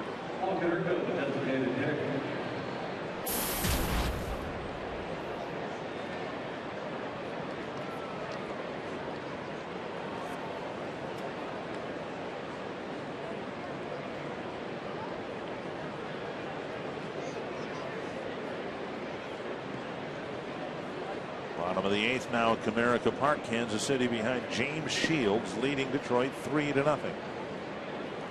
Ball 1.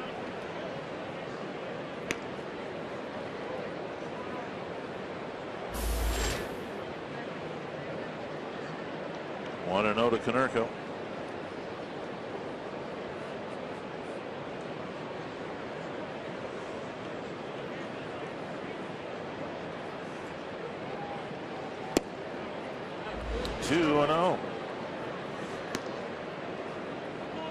Konerko in his 15th season with the White Sox. Mentioned Dunn has 434 home runs. Konerko 431 career home runs. It's a lot of long balls.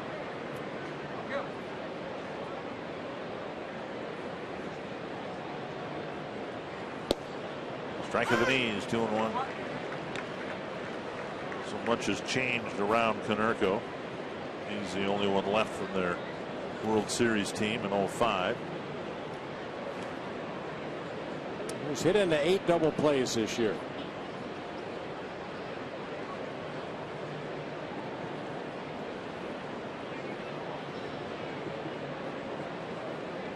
Two and 1. Tapper to third. Might be able to turn it. Out there. And a quick release by Dozier. Make it 9 double plays. Dozier got the ball out of his glove and kind of sidearmed it on target to Morneau to complete the double play.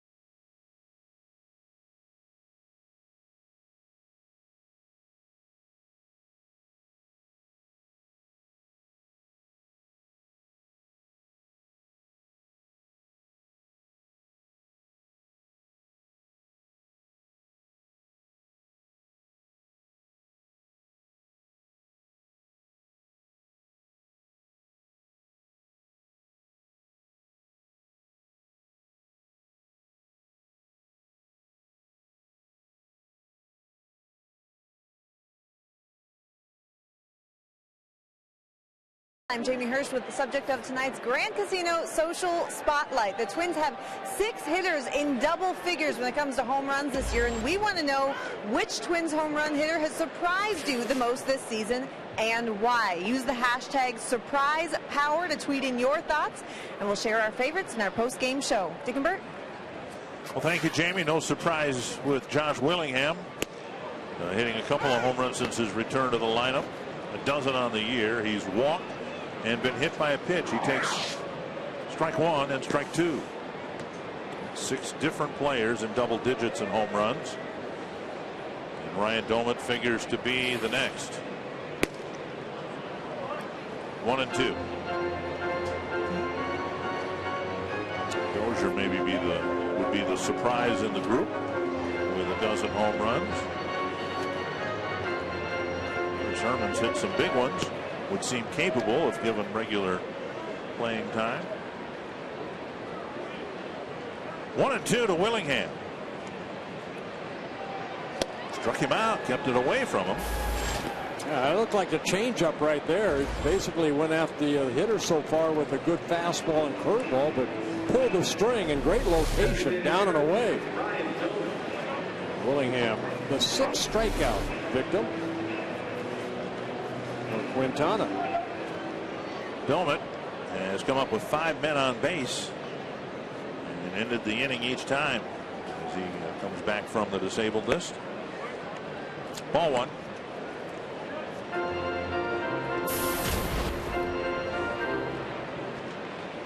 Struck out after a marathon at bat with the bases loaded in the 3rd his last time up. Fly ball to right, harmlessly toward Garcia. 2 down. Another changeup right there. So Quintana starting to mix in that changeup. Had Doumit way out front. Trevor Plouffe will bat. 0 for 2.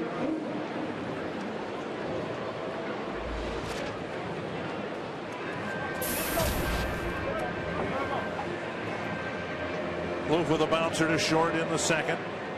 And went down swinging on 3 pitches in the 4th.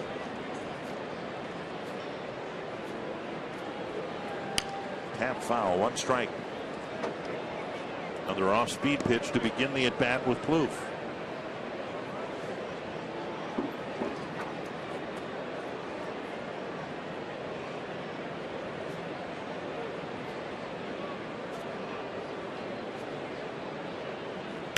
Hopped up near second base.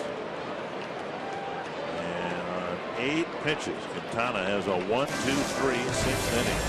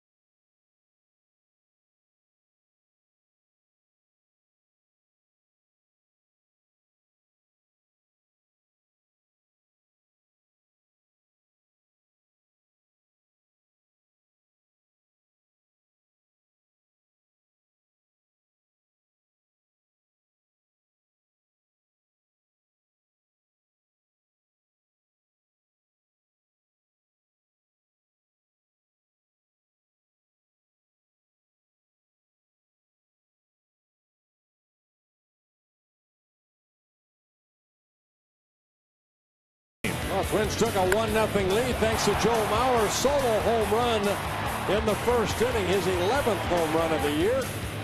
But the White Sox came back with 2 in the 2nd inning.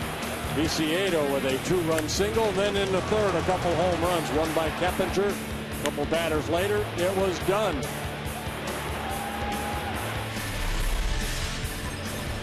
Pepsi fans of the game in attendance here. Chicago Blackhawk supporter.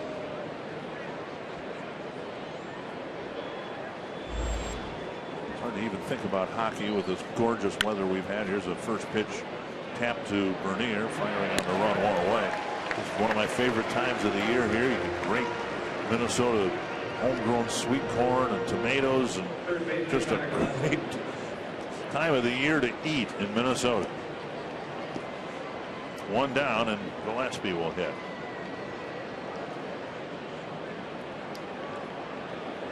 Gillespie 0 for 2, bounced to first and lined out to right fielder Ramirez.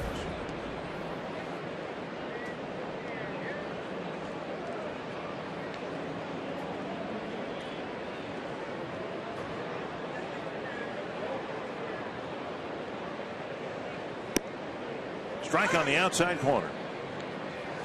Correa's had a couple double plays turned behind him. 73 pitches, trying to get the second out here in the 7th inning. His longest outing this year came against the Texas Rangers back in late April. 8 shutout innings in a Twins 5-0 win. Down low, 1-1.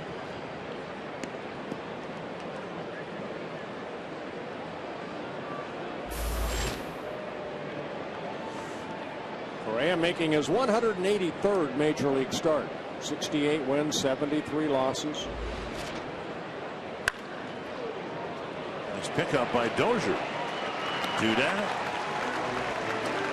We'll bring up Viciedo. MLB.TV celebrates 11 years. Catch the rest of the 2013 season in HD quality. Watch every out-of-market game live on more than 350 mobile and connected devices. Visit MLB.TV today. MLB.TV. Baseball everywhere.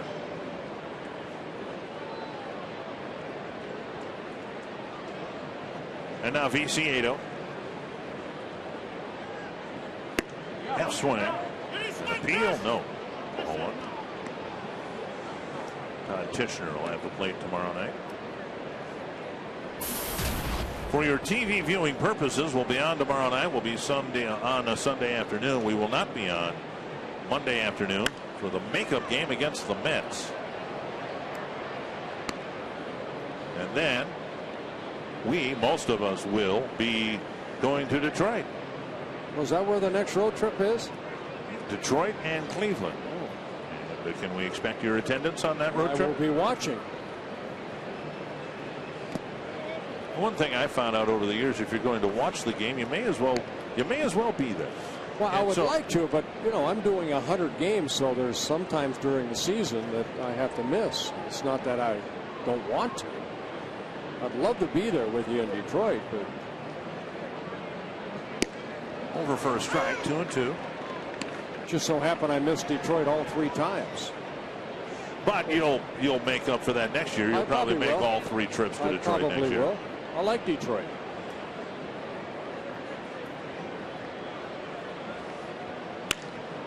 Drive to left field, just as I heard lightning in the distance. And Viciedo goes to second. That looked like a breaking ball that just stayed up right there. And the first hit off of Correa since Dunn's home run in the 3rd inning. Josh Phegley will hit with a runner at second and 2 out. See, he's got some power. I mean, again, 25 home runs last year for Viciedo. The second full season just hasn't been what he's expected. But if your nickname is Tank, you should have some power, right? You should, and he does.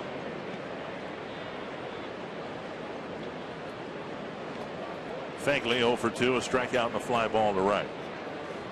Remember the Royals, this is probably 12 years ago. They were struggling, of course, and the lineup wasn't getting it done, and they had a cleanup hitter occasionally by the name of Bip Roberts. Now, Bip Roberts was a really good player, but he was not a cleanup hitter. And that's there's a little dribbler, and that will stay on the line and go foul. That's all you could do. But if your organization has at the big league level a cleanup hitter with the nickname of BIP, that's not a good sign. You need for a long summer. You need a Killer or a Hammer and Hank or somebody like that, not a BIP.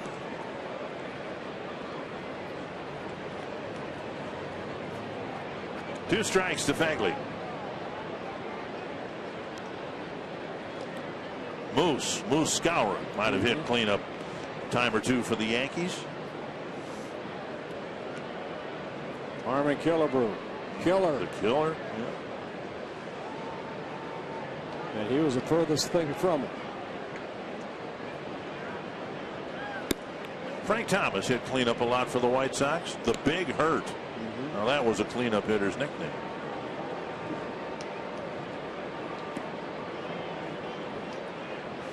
One and two. Viciedo, the tank at second with two gone. Ray about to throw his 84th pitch.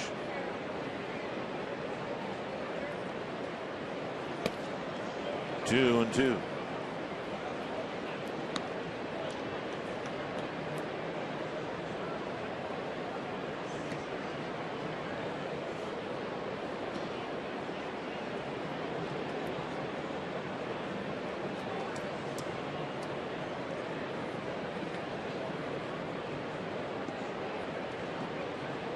Two and two to the number 9 batter.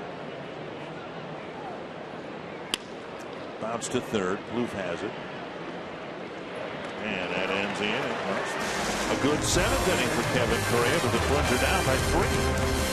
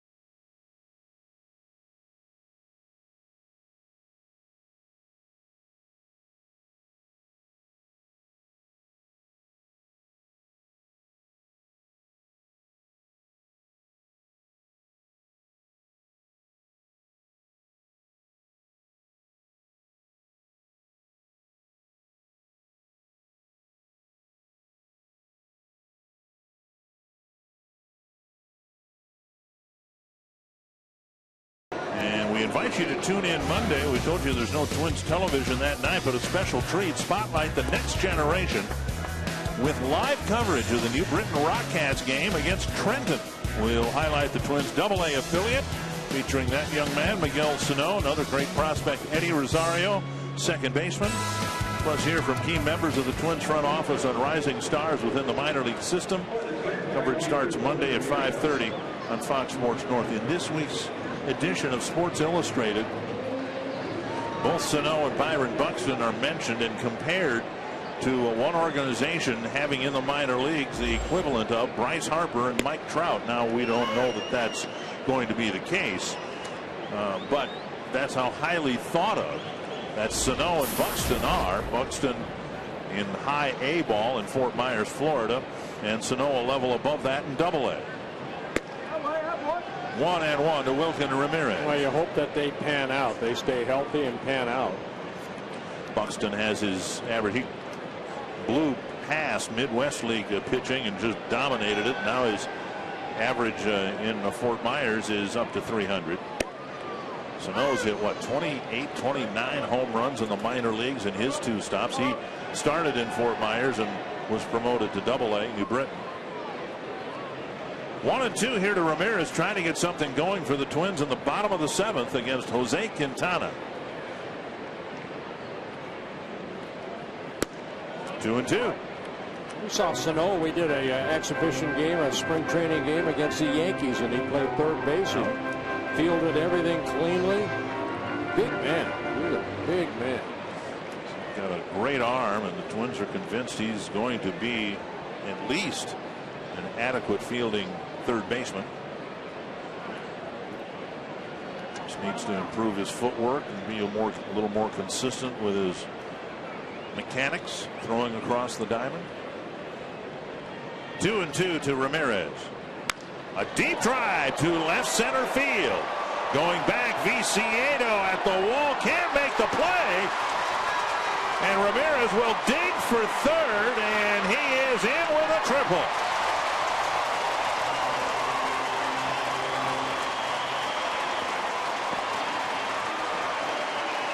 Like Viciedo, the tank got there, but could not make the catch. Now, Ramirez's last home run, you have to go back to 2009. It looked like it was going to be out of the ballpark, but he took Viciedo all the way to the wall. Viciedo I think he just lost that ball right there. But it's Ramirez with a triple to lead off the bottom of the 7th inning. And now Clete Thomas. Flip foul over the Chicago dugout. Thomas 0 for 2, a strikeout in the 2nd, and a weak ground ball to 2nd in the 4th.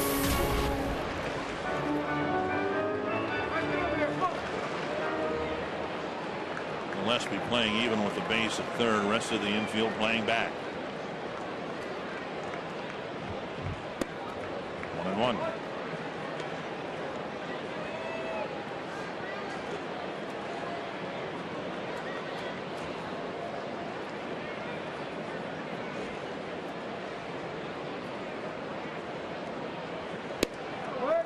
In again. 106 pitches for Quintana. The most pitches he's thrown in a ball game, 112, when he struck out 11 in 7 shutout innings against the Orioles. Right back in early July. Cooper coming to the mound after pitch number 106.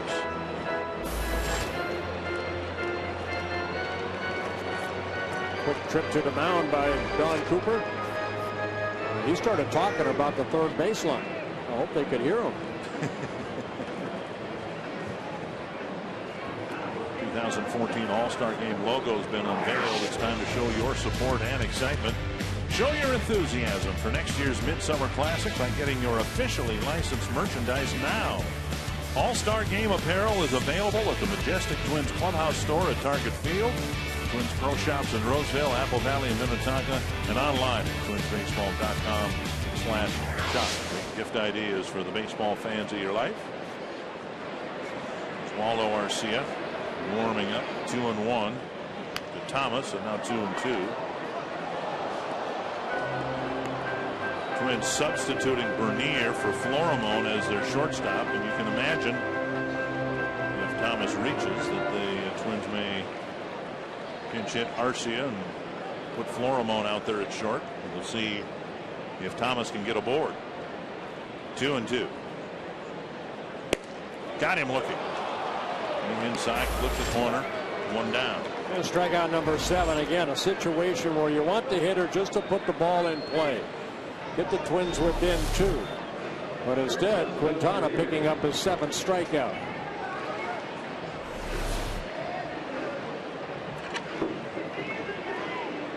And now Bernier. And the infield right where they were during the Thomas at bat. There's too many missed opportunities, and I think we said that during the series in Chicago when the Twins were winning 3 out of 4. They just left too much meat on the bone. And strike to Bernier. Well, especially when the defense is giving you that run. I mean, you know, just a base hit pass or a ball past the pitcher. Ramirez would score. That's to center. Piazza coming in, makes a running catch. And Ramirez can't tag to throw well off the line, and now 2 are down. And Ramirez is still at third base. Yeah, the outfield playing pretty shallow because Bernier not known for a lot of power. So Piazza was playing pretty shallow. He came hustling in, made the catch. And Ramirez has to stay where he's at. Now 2 outs. How about the White Sox letting Quintana fight his way through this? Well, again, I think, you know, we saw it with Rienzo last night. I mean, you know, just they're not going anywhere. Let these kids try to work out of these situations. Rienzo was able to work out of that inning. Neal and Lindstrom warming up. Dozier takes strike 1 on the outside corner.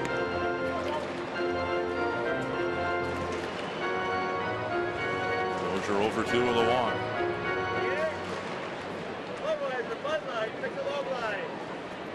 Well, 2 outs now. Quintana out of that windup again, like he was with bases loaded and 1 out in the 3rd inning. 1-1 to Dozier.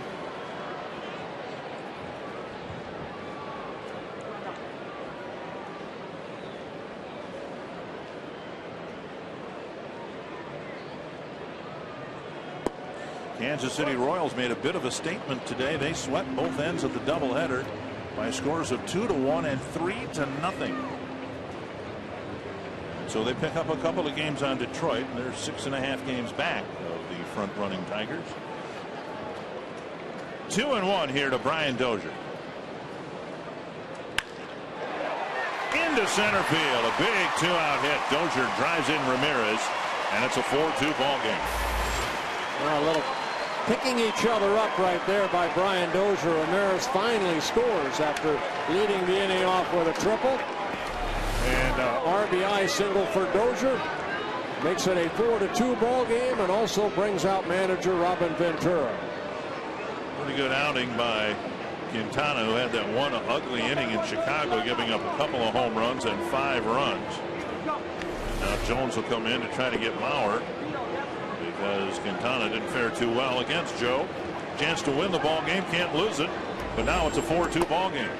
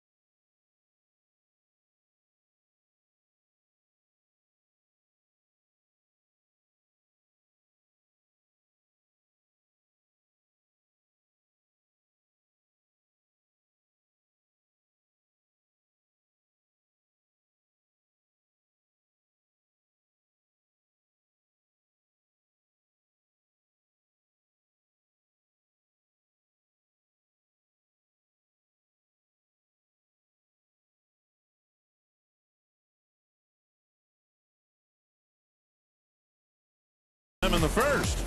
Joe Mauer hitting his 11th home run of the year. That gave the Twins a 1-0 lead. And they'll have to do it against Donnie Veal to tie this ball game up. Dozier at first base, 2 outs. Veal worked in last night's ball game.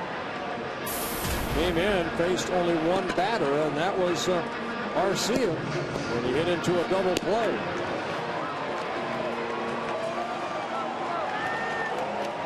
Veal will face Mauer. The Twins have another lefty, Morneau, lined up behind him. Quintana will watch and hope hope that his bullpen can preserve a 2-run lead.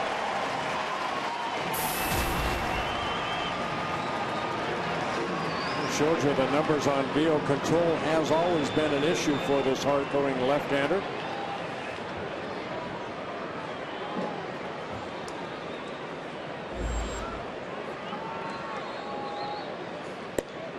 Inside, ball 1. Key spot in the first game of the doubleheader last Friday in Chicago. Veal came in and walked Mauer on 4 pitches. Mauer hit Quintana hard 3 times, a home run, a line out, and a sharp single to center.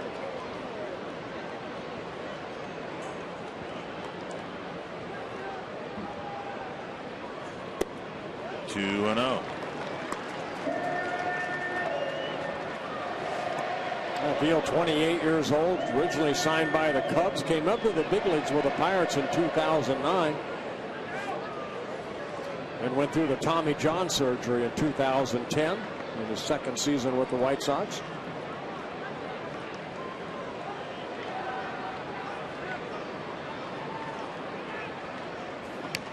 Ooh, he got a pitch up and in. Mauer had his sights set on tying the game. He sure did. He just got underneath that fastball about letter high.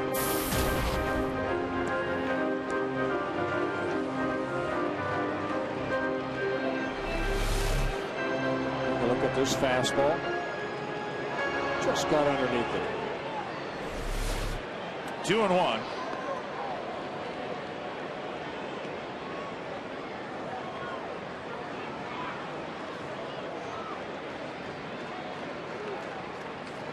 Inside, 3-1. Morneau on deck.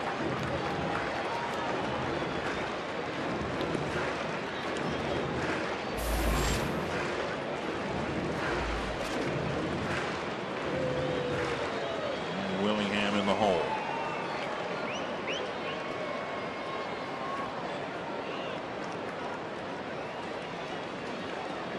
Three and 1 to Mauer. Strike 2. Good breaking ball right there in a fastball situation. You see Joe rock back on his heels very often, but it looked like he did on that pitch. That's what Quintana did to Doman after that 12 pitch at bat. Dozier will take off early from first.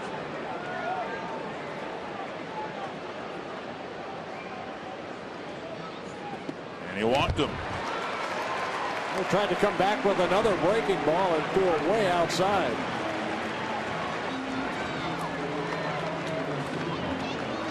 Veal walks Mauer again, and now he'll face Morneau, whom he has faced twice and struck out twice.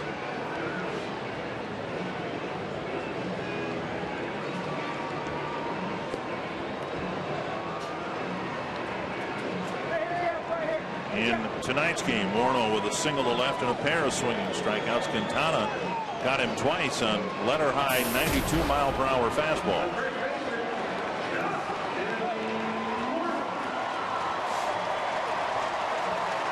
Well, nice crowd here today. 28,834. I'd like to see Justin hit one long here. In the 5 games in the homestand, the Twins are averaging right around 32,000, I believe.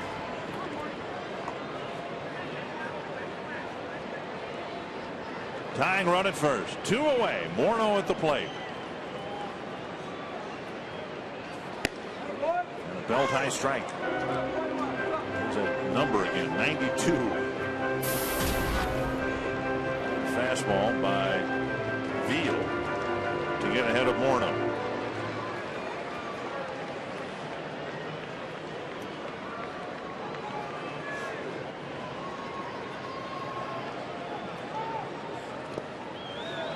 Blocked by Fegley, 1-1.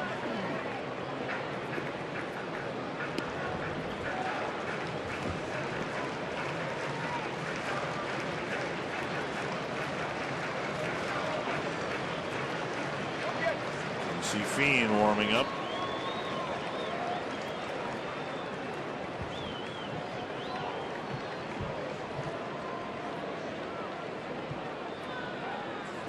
Swing and a miss. 93 mile-per-hour fastball.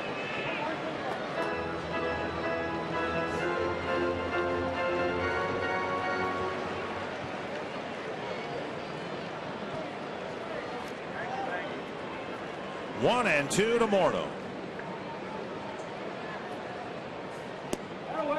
Breaking ball off the plate.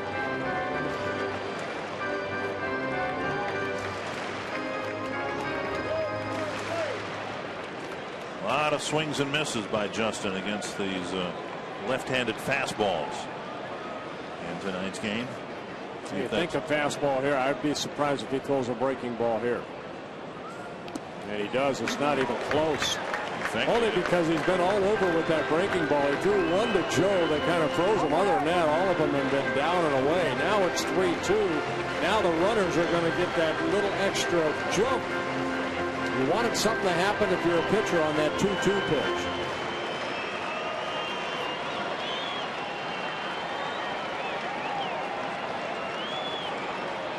Full count to Morneau with 2 down. Got him. Another breaking ball. Went back to the curve and got him. The Twins get one but leave 2. And Beal got it over. It's 4-2.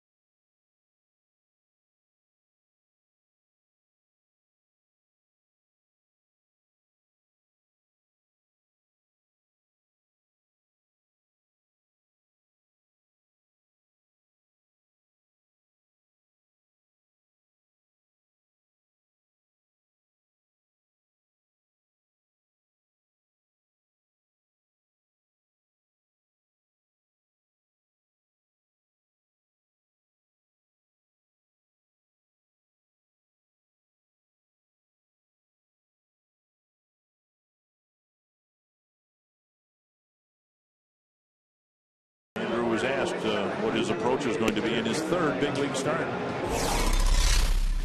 It's going to be the same as the first 2. You know, it's going to be to go out there and just try to be aggressive, try to keep the ball down, and let the defense work behind me. And so far, that's worked pretty well in the first 2 starts, and hopefully can go out there again tomorrow and have success with that. I'd have to say those first 2 starts, it went pretty well. 17 and a third innings, only 6 hits allowed for Andrew Albers, and all of them singles. 1 walk, 4 strikeouts. So yeah, he needs good defense. And on the other side, you have Chris Sale, that is a strikeout pitcher. He's a nasty lefty. If it ain't broke, don't fix it. Don't fix it. Kevin Correa out there to start the 8th inning. It's a 2-run ball game. A good pitch count for Correa. 85 pitches. Breaking ball over, strike 1. Make it 86. 12 ground ball outs, 6 fly ball outs for Correa, along with his 3 strikeouts.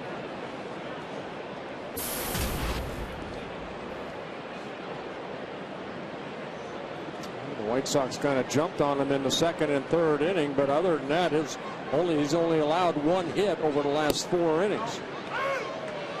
Speed pitch hits the corner, 0-2. Deaza, Keppinger, and Ramirez in the 8th.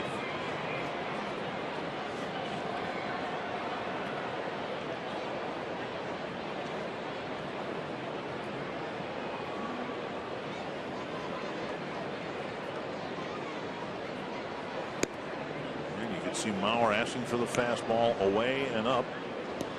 Correa delivered it. Taken for ball 1. 4th time this year Correa has worked into the 8th inning. Only once he completed 8. 2-2. It's on the one hand revealing, but also very frustrating that here's Andrew Albers, who is the only Twin starter to throw a pitch in the 9th inning, and he's done it twice. Nearly completed his debut, and he did get the complete game shutout in his next game. 2-2, and De Aza steps out.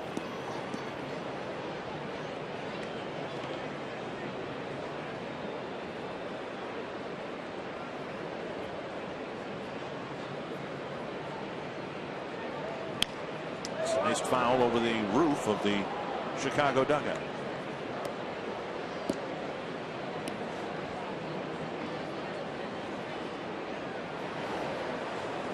Swarzak warming up along with Brian Dunsing. Anthony Swarzak, of course.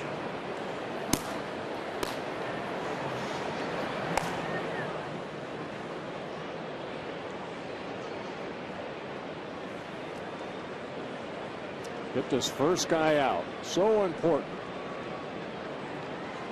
Foul back.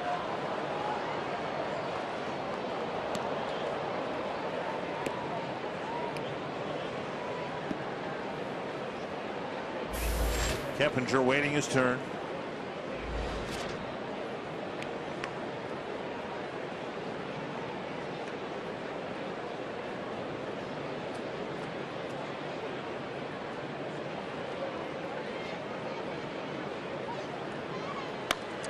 A long way to right, but it's foul. Oh, goodness. That ball was smoked.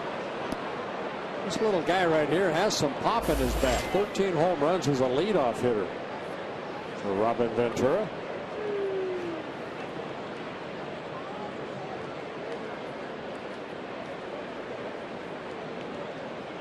He strikes out a lot. He doesn't walk too much.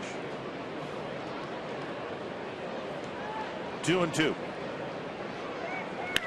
Popped up left center field. Willingham running to the gap along with Thomas, and it's Willingham with the catch, one away.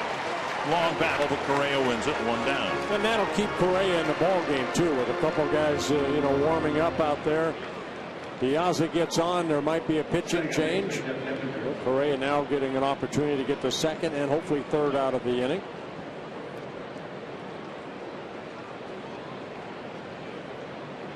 Keppinger hit the first of 2 White Sox home runs in the 3rd inning. Solo home run, making it a 3-1 ball game. Then Dunn followed 2 at bats later.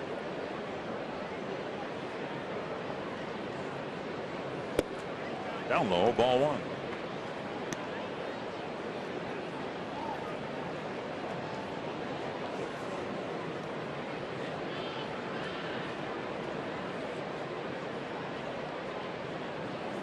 Two and 0.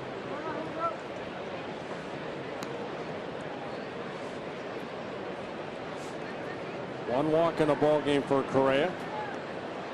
That came in the 6th inning, and then Konerko hit into the double play to end the 6th.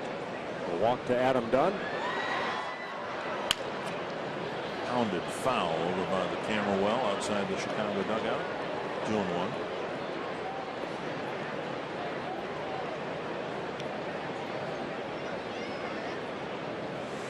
All 4 runs, earned runs against Correa.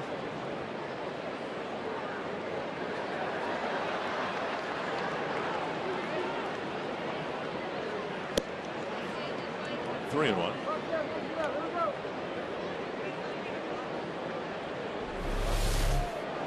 So we have a bat attacking Doug Bernier.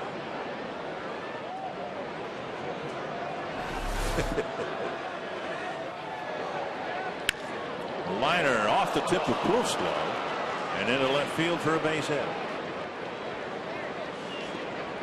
A 1-out single in the 8th. And that'll bring up Ramirez.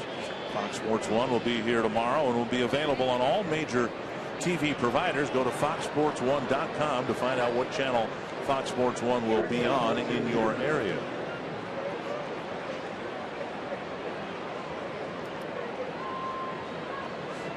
Okay, find a home. It's a big one. Yeah.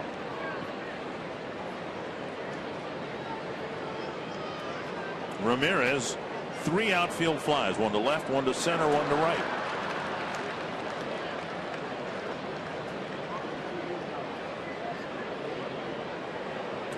time is called by the Ramirez. He waiting for the bat to at least clear the infield. And it comes back.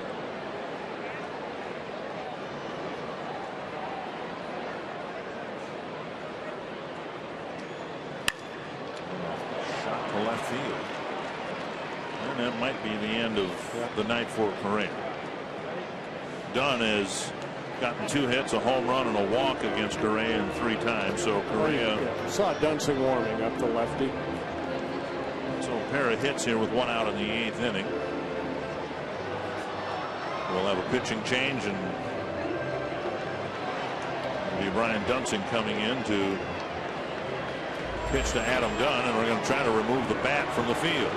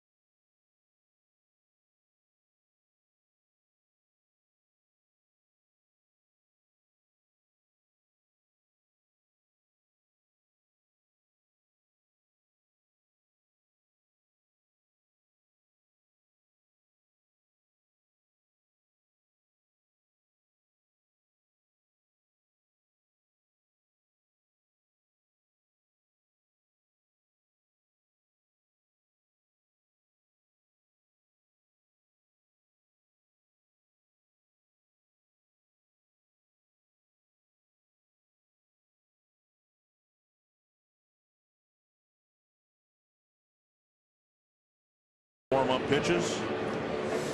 Dunsing making his 56th relief appearance. He last worked here on Wednesday in the 12-inning ball game. 2/3 of an inning with a strikeout through 7 pitches. His job right here to get Adam Dunn out.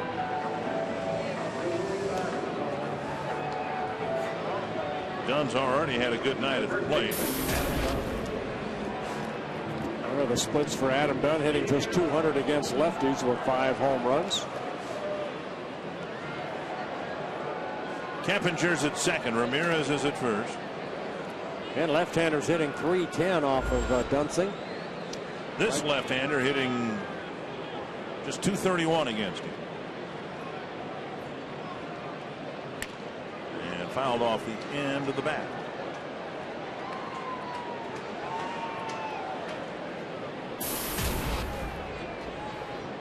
Dunn singled to start the 2nd inning and scored on Vicieto's single later in the inning, and then he hit the 2nd of the 2 home runs in the 3rd against Correa.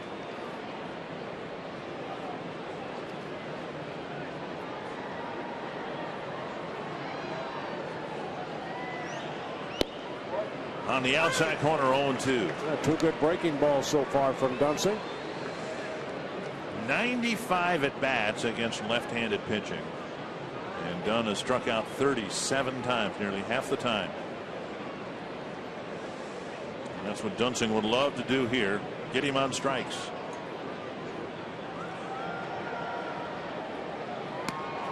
Instead, a wild pitch, advancing both runners. He'll reach back for a little extra on the fastball, and he nearly got it by Mauer to the backstop on the fly. Joe looking for that ball down and away and off the tip of his glove. Dunsing will be charged with a wild pitch, his 4th of the year. Infield in, a base open, and 1-2 to Dunn.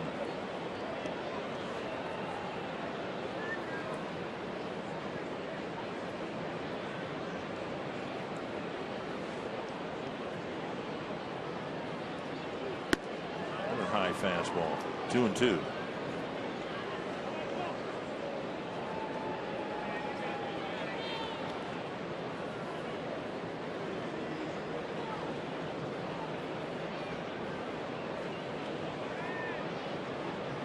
Back high fastball. We'll see what Dunsing gives done on 2-2.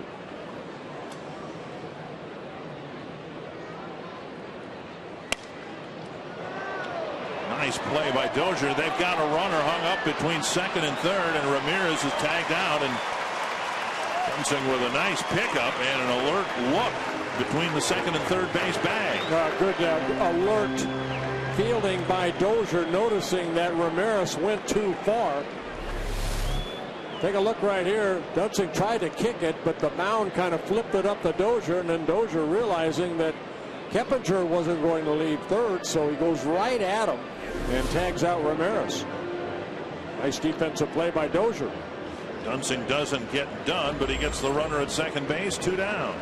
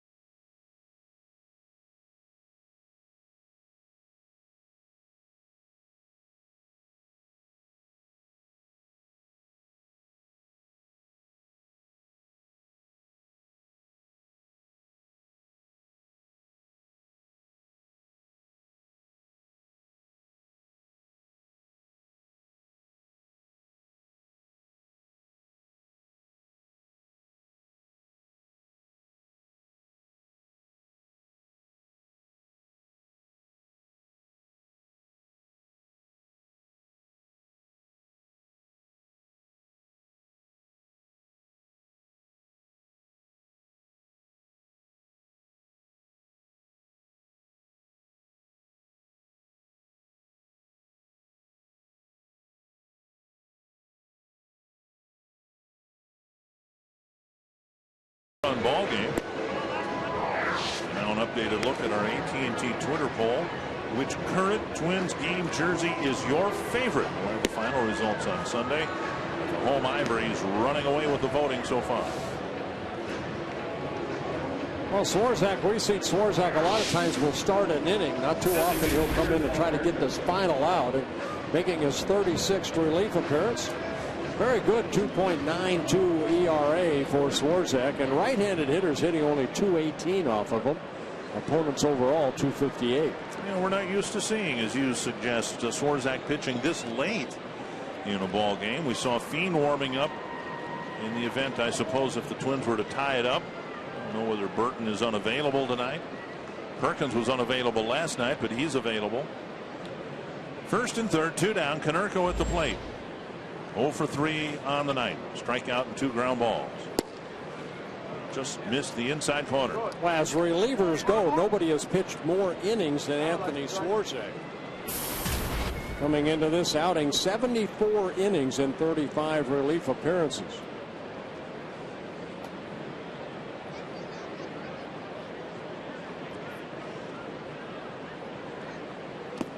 Blocked nicely by Mauer, but 2-0 now.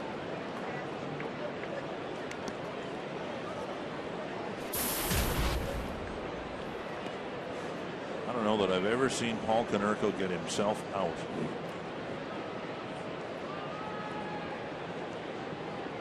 Measuring Swarzak, a couple of takes, 2-0. Now he's in a favorable count. There's a breaking pitch taken for a strike. And a good pitch right there. And again, in a fastball situation. Swarzak dropping that ball, that breaking ball in.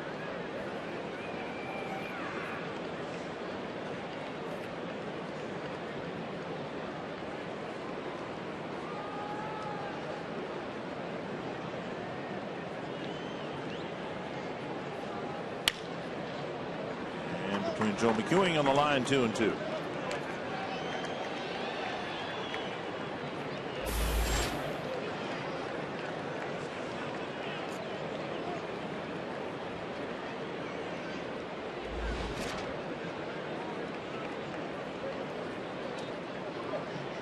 a run on the bottom of the 7th, trying to keep this game within reach.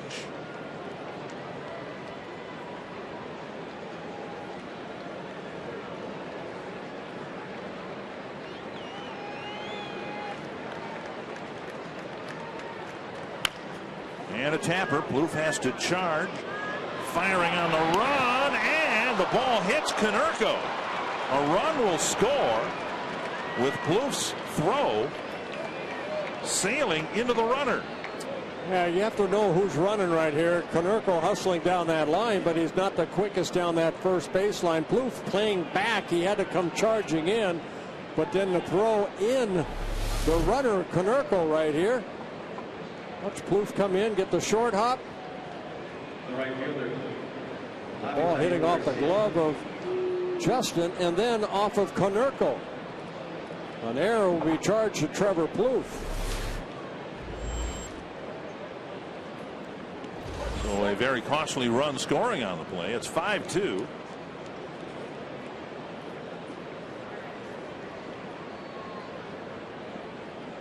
And the batter is Avisail Garcia. Ball 1.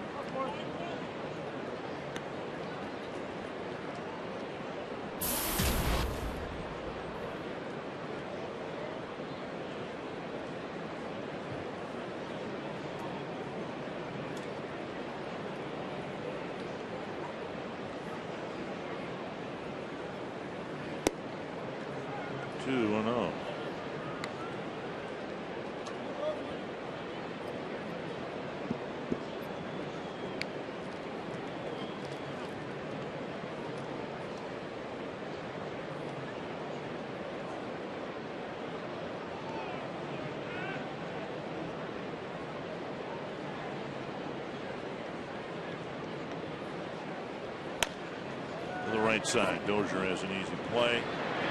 And ends it. The White Sox get a run back, though. Once again, lead by 3.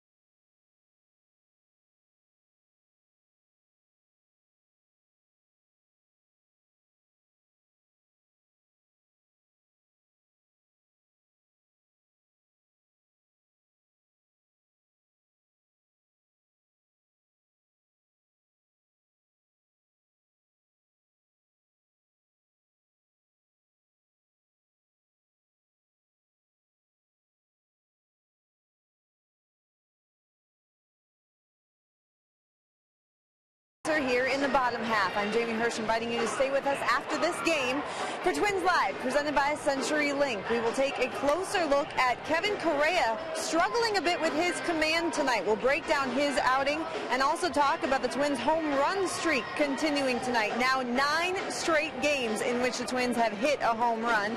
And we'll hear Ron Gardenhire's thoughts from inside the clubhouse. That's after the game on Twins Live, guys.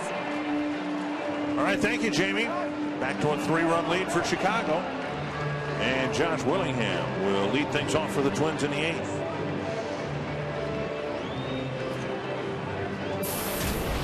Well, Nate Jones coming into the ballgame, making his 53rd relief appearance. He worked in last night's ballgame, just a third of an inning, gave up a couple hits and a run. Threw 18 pitches, 9 for strikes. Pitches up, ball one. Willingham 0 for 4 against Jones with 3 strikeouts. Gordon Beckham in the game, even though his quadricep muscle's been an issue. Keppinger moving over to third. Called strike, 1-1. Yeah, Connor Gillespie coming out of the ball game with a bruised left hand. They said he's day to day, as we all are.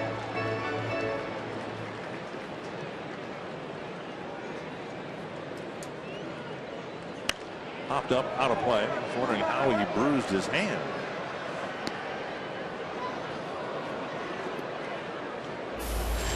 There wasn't a tag play at third that I can recall. Maybe the at bat in the 7th inning, maybe got jammed. 1-2 to Willingham. Twins need to build an inning again, and that'll help. A drive to left center field. And on a hop, Viciedo will retrieve it. Willingham with a sharp single. He's reached 3 times here tonight. And that'll bring up Doman.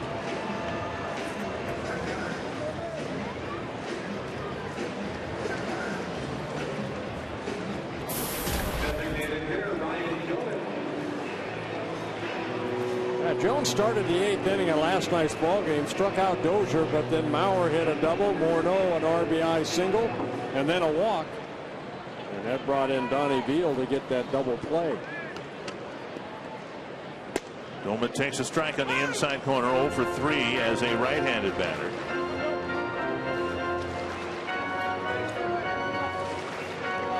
The right side has been Doman's best side this year, except in the power department. 1-1.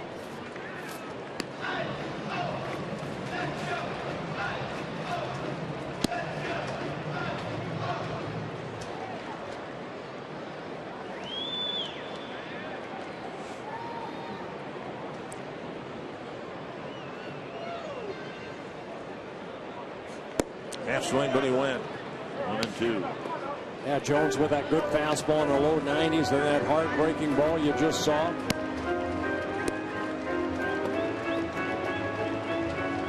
He's got a leadoff triple in the 7th inning, but it took a 2-out single by Dozier to drive Ramirez in. Now they're trying to do something with a leadoff single.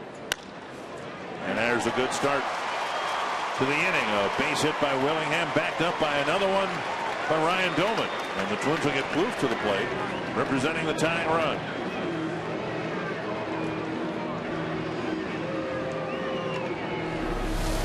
Well, Jones going back to the fastball, but the location is pretty much right there. Domich hitting it sharply. Willingham has to wait, let it get into right field, and he scoots to second.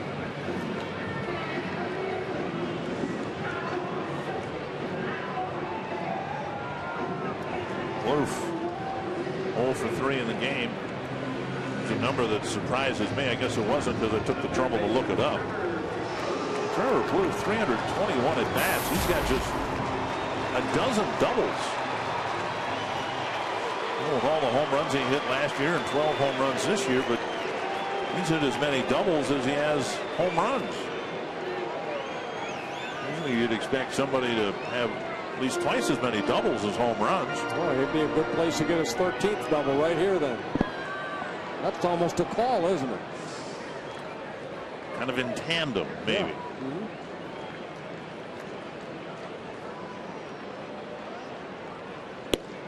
Outside, ball one.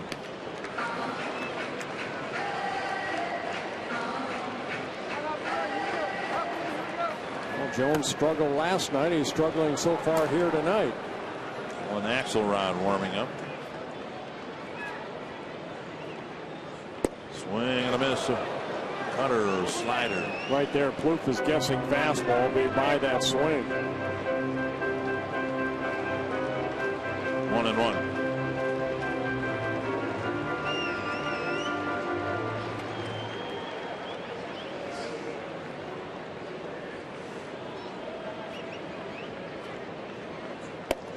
Another one. 1-2.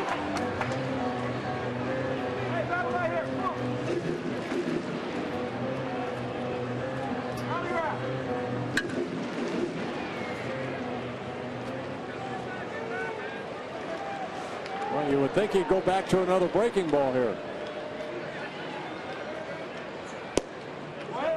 the plate, 2-2.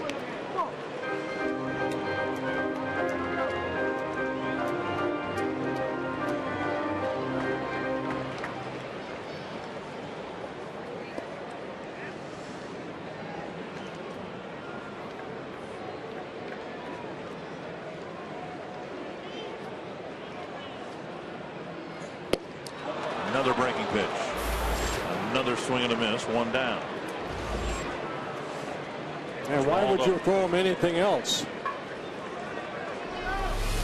See where Fox tracks every pitch down and away. And Booth swings through it. Strikes out for the second time in the ball game. With Oswaldo Arcia appearing in the on-deck circle, Don Cooper is going to walk to the mound. No activity in the Chicago pen, so Arcia will take his swings against the right-hander. Jones has never faced him, and Cooper is out on the mound warning him about how much power I'm sure Arcia showed the White Sox last weekend. Axelrod was up and would be presumably warmed up to come in, but we're going to let it ride here with Jones. Well, they have one more lefty out there, David Percy. Right.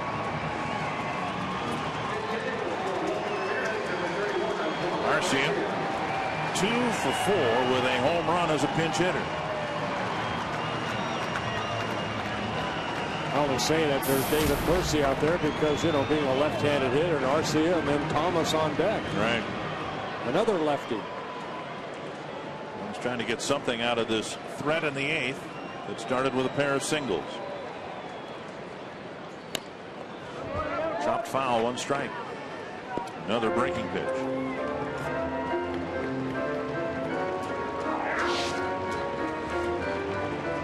Well, since his return, his 4th recall by the Twins, he's done a lot better job. 4 home runs, hitting .280.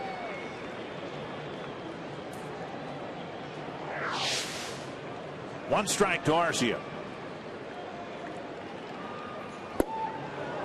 Another slider down and in. Yeah, pretty good pitch right there. Tough for left-handers to stay off of that ball that looks like a fastball and then just darts down and in.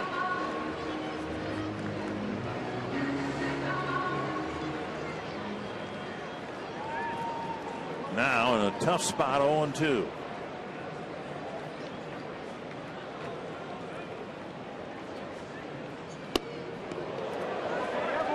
And a 98-mile-per-hour fastball in off the plate. Yeah, everything's been in and in. Gardenhire saying that Arcia has improved. He's using the whole field more. Recognizes what a pitcher's trying to do to him, and if they're pitching him away, using that half of the field. Yeah, but they've been pitching him in at this at bat. Maybe as Don Cooper said, bust him in. 2-2.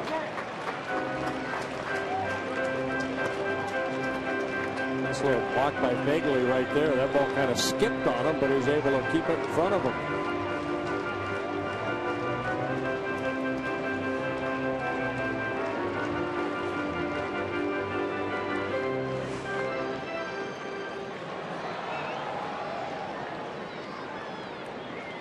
Two and 2 to Arcia.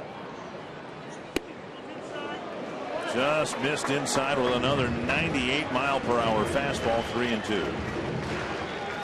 No speed at all on the bases with Willingham at second, Doman at first. All 5 pitches inside. Just missing.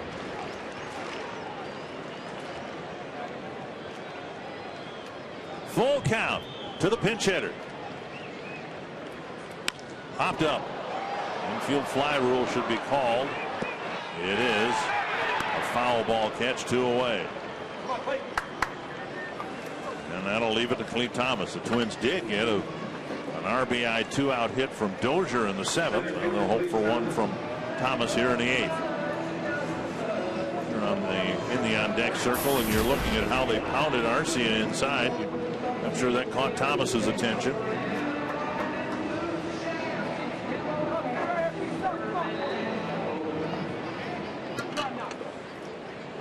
see if he gets pitched the same way. I think they're going to go more away with Thomas than they will in.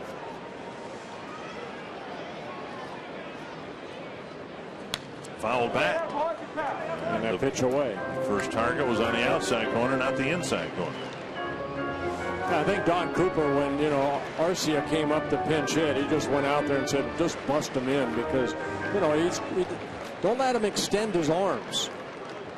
White Sox found out what Arcia can do with pitches on the outer half of the plate last weekend. One strike to Thomas. Strike two. Breaking pitch hitting the corner.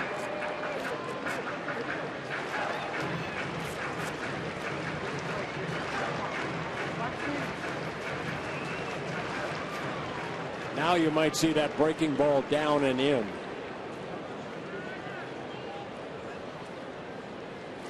Oh, 0-2. Tapper right side. Beckham is there. Inning is over. Inning starts with a pair of singles, but again the Twins come up short in the hit department.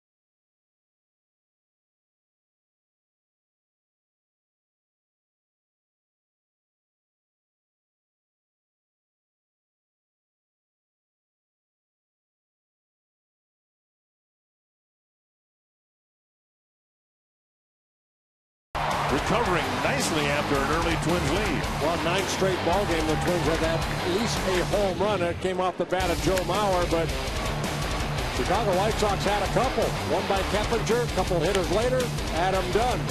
Both solo home runs. The White Sox added a run in the 8th inning. Now lead it as we go to the 9th. Yeah, that run in the 8th, an unearned run with the error of Trevor Plouffe. Well, Correa worked 7 1/3 innings, gave up 5 runs, 4 earned on 9 hits. Swarzak will pitch to the bottom third of the White Sox batting order, starting with Connor Gillespie here in the 9th. It should be Beckham here. Gillespie out of the ball game. Yes, you're right. Yep. And Arcia now in right field for Ramirez, who he pinch hit for. Beckham gets it past Bernier and into center field.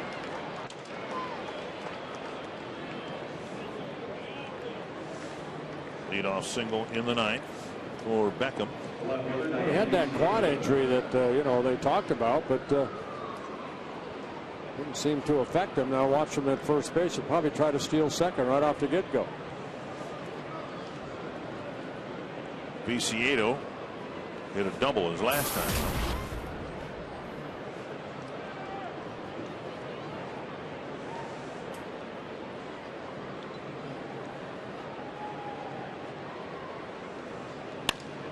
Driven foul, 1 strike.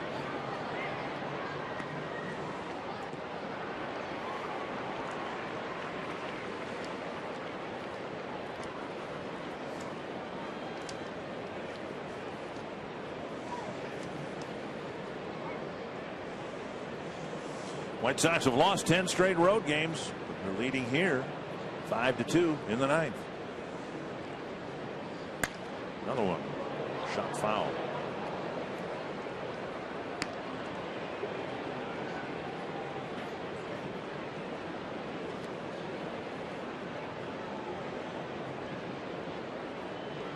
Everybody's all right.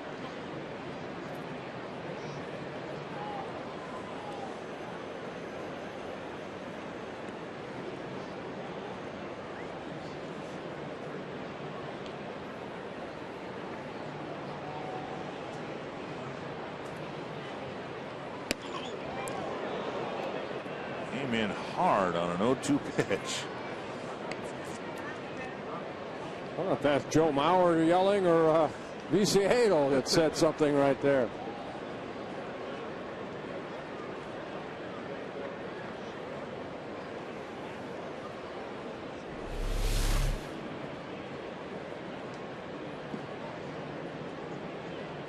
Just missing Viciedo with that fastball in. 1-2. Off the handle of the bat. Thumb. That goes off his thumbs. That's called getting into the kitchen. How did the bat not shatter? He got hit right above his grip. That's a good pitch. I mean, you almost hit him the one pitch. You go back in there again, and you saw the swing right there. Viciedo, what I've seen, he's kind of a diver, almost like Arcia.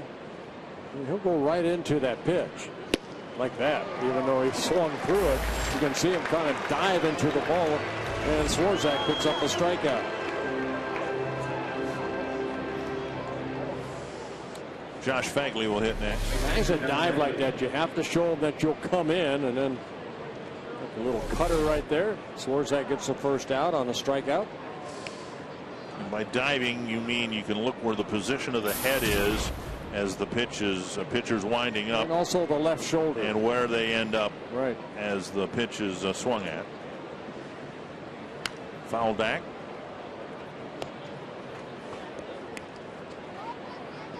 Yankees beat the Red Sox 10-3. Sure, that was a joyous post-game celebration and media frenzy in the Yankee clubhouse at Fenway Park. Addison Reed warmed up. Right now he's got a save situation to protect in the bottom of the ninth.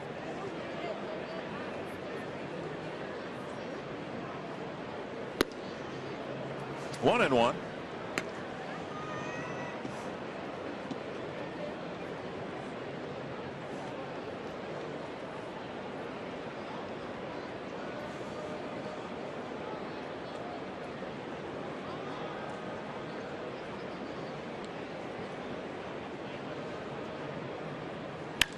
Driven to right center. And Ramirez camps under it. It's Arcia out there in right field. 2 down. We'll bring up Diaz. Some news and notes. Alfonso Soriano has been on a home run tear for the Yankees. 18 RBI tear too. Zach Greinke, his 11th win. James Shields, big game James, they called him. He had a big game to pitch tonight, and he did. The Royals swept the doubleheader from the Tigers. How about those Dodgers? My goodness. It's a month and a half ago they were in last place. Don Mattingly was going to get fired. 41-8 over the last 49 ball games are the Dodgers. They are now 71-50. Like a 7.5 game lead coming into today's play over the Diamondbacks in second place. One strike to Diaz. And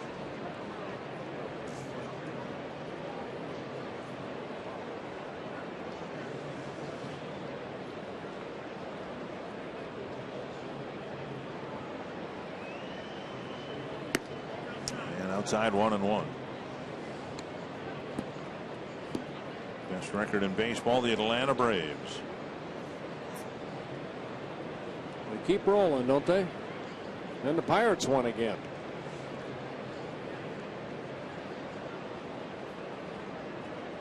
Atlanta won in 10 innings. They are now 75-47.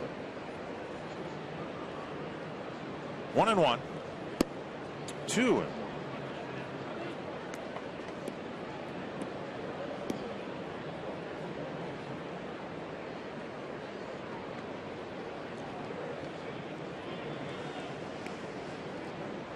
Swarzak facing his sixth batter.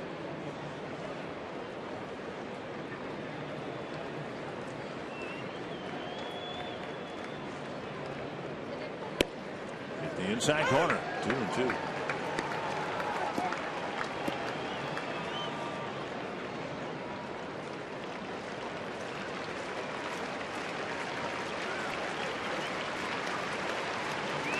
Due to have Doug Bernier lead off in the top of the order, Dozier and Mauer.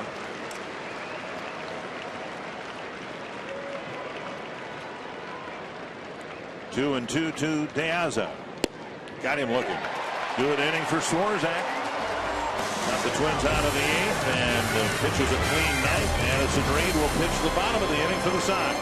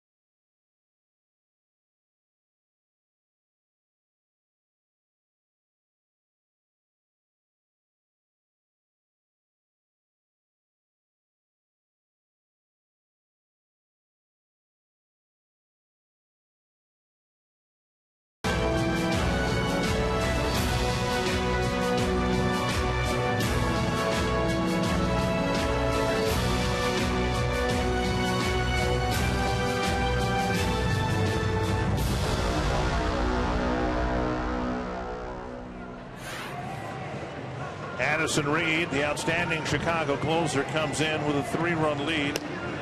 And in the ninth inning, he'll face the number 9 batter, then Dozier and Mauer. Good numbers for Reed. Yeah, not only the 28 saves, also the 5 wins out of that bullpen. 3.48 earned run average for Reed. Only 44 hits allowed in 54 to third innings. Only 13 walks, 2 intentional, but 54 strikeouts. So he's averaged a strikeout an inning. Chris Herman finished off the 9th inning rally last night. Tonight he'll try to start one, pinch hitting for Doug Bernier. And Herman, who admitted last night he was unprepared to pinch hit. He was like one of the fans here, enjoying watching the game, and Ron Gardenhire said, "Hey, get ready to hit," and he did. Yes, he did. Strike one.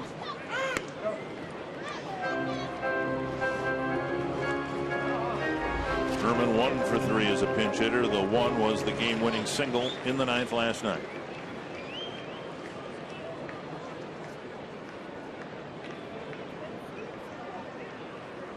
Outside, and it's 1-1. Yeah, Reed, hard-throwing right-hander at 6'4", also a nasty slider and a changeup. Alejandro De Aza in left. Jordan Danks in center. Yeah, swing and a strike. There's that slider.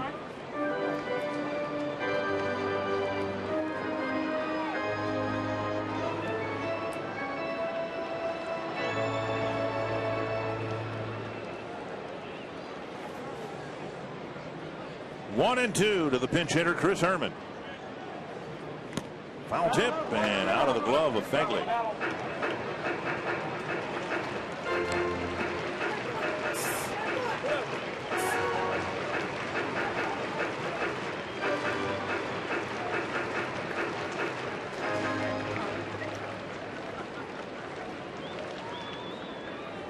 Another 1-2 pitch.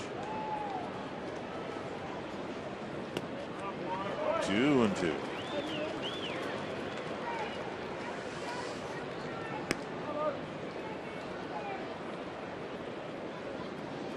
Dozier will hit next. He's reached twice tonight. Mauer's reached 3 times, including a home run.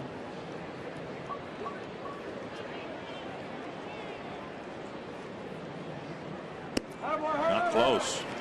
3-2.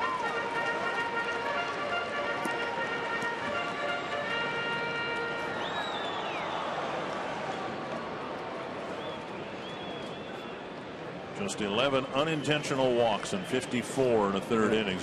This will be a fastball right down the middle. He can get it there. Something off. 82 miles per hour. 3-run lead. You don't want to walk a guy on your secondary pitch or 3rd pitch. Maybe a changeup right there. Herman did a nice job fighting it off. And you'll see another 3-2 pitch. It's foul.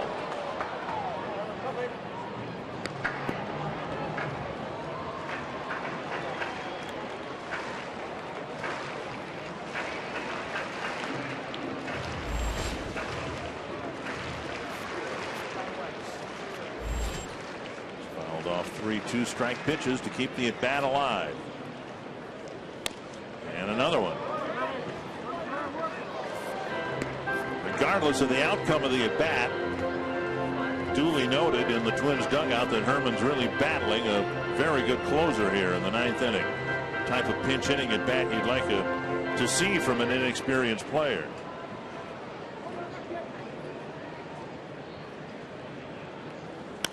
And a pop-up back and out of play. Reed's thrown just about everything up there, and Herman's got a piece of everything.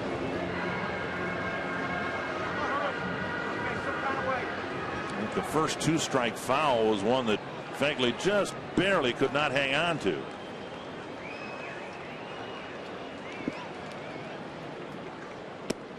Oh, strike 3. Herman thought it was up and away. High breaking ball right there. Herman took it, but like a high strike. And it hit the corner according to Fox Tracks. Pitch number 11, and a big one for Reed, 1 away. And now Dozier.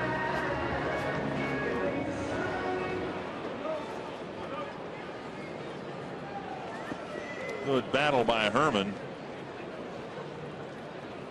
And now Dozier takes inside, ball 1.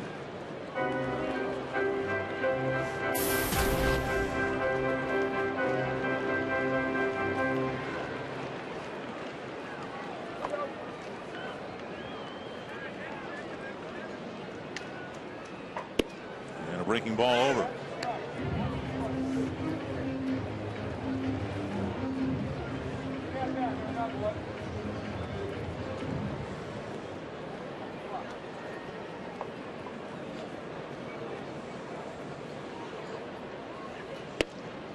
Two and 1.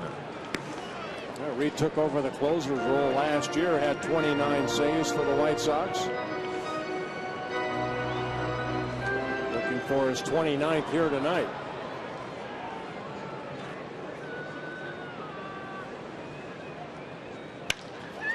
High and deep to right center.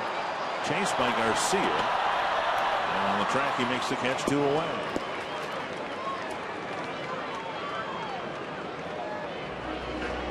.28 saves for a team that has only 46 wins. That's pretty good.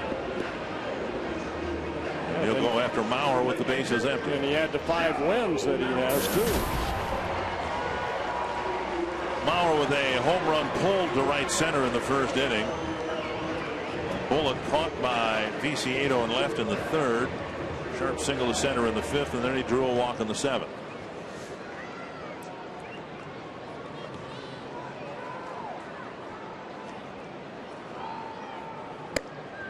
Ball 1.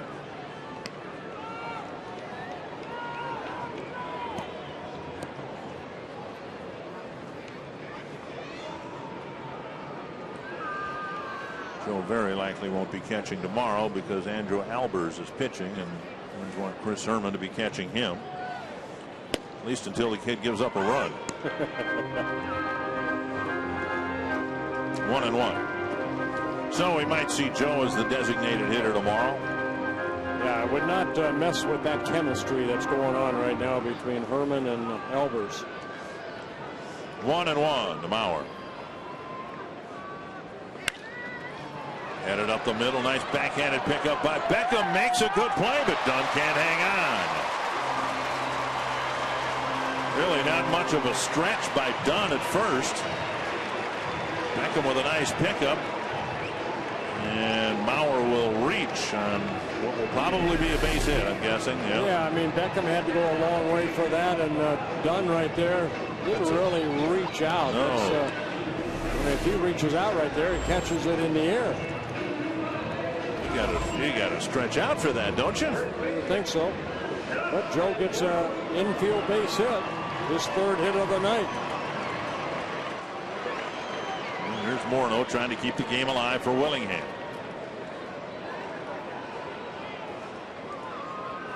Mauer goes. White Sox don't care, and Morneau spins one foul.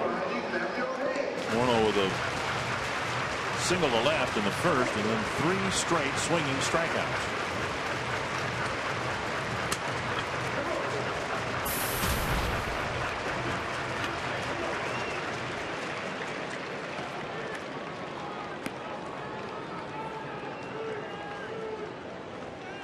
Mauer goes again, and a half swing, 0-2.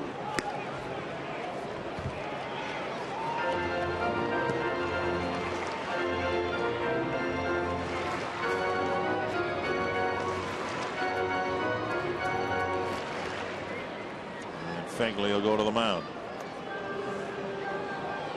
20 pitches, 14 strikes for Reed. Yeah, this visit right here, just make sure what sign they're using with a runner at second.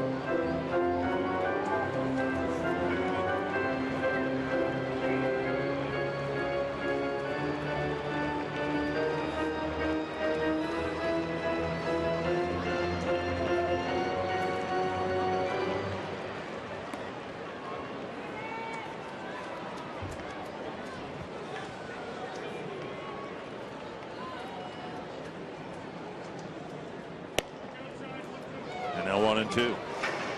Morneau trying to dig his way out of a tough count against a good pitcher. Just keep the game alive for Josh Willingham.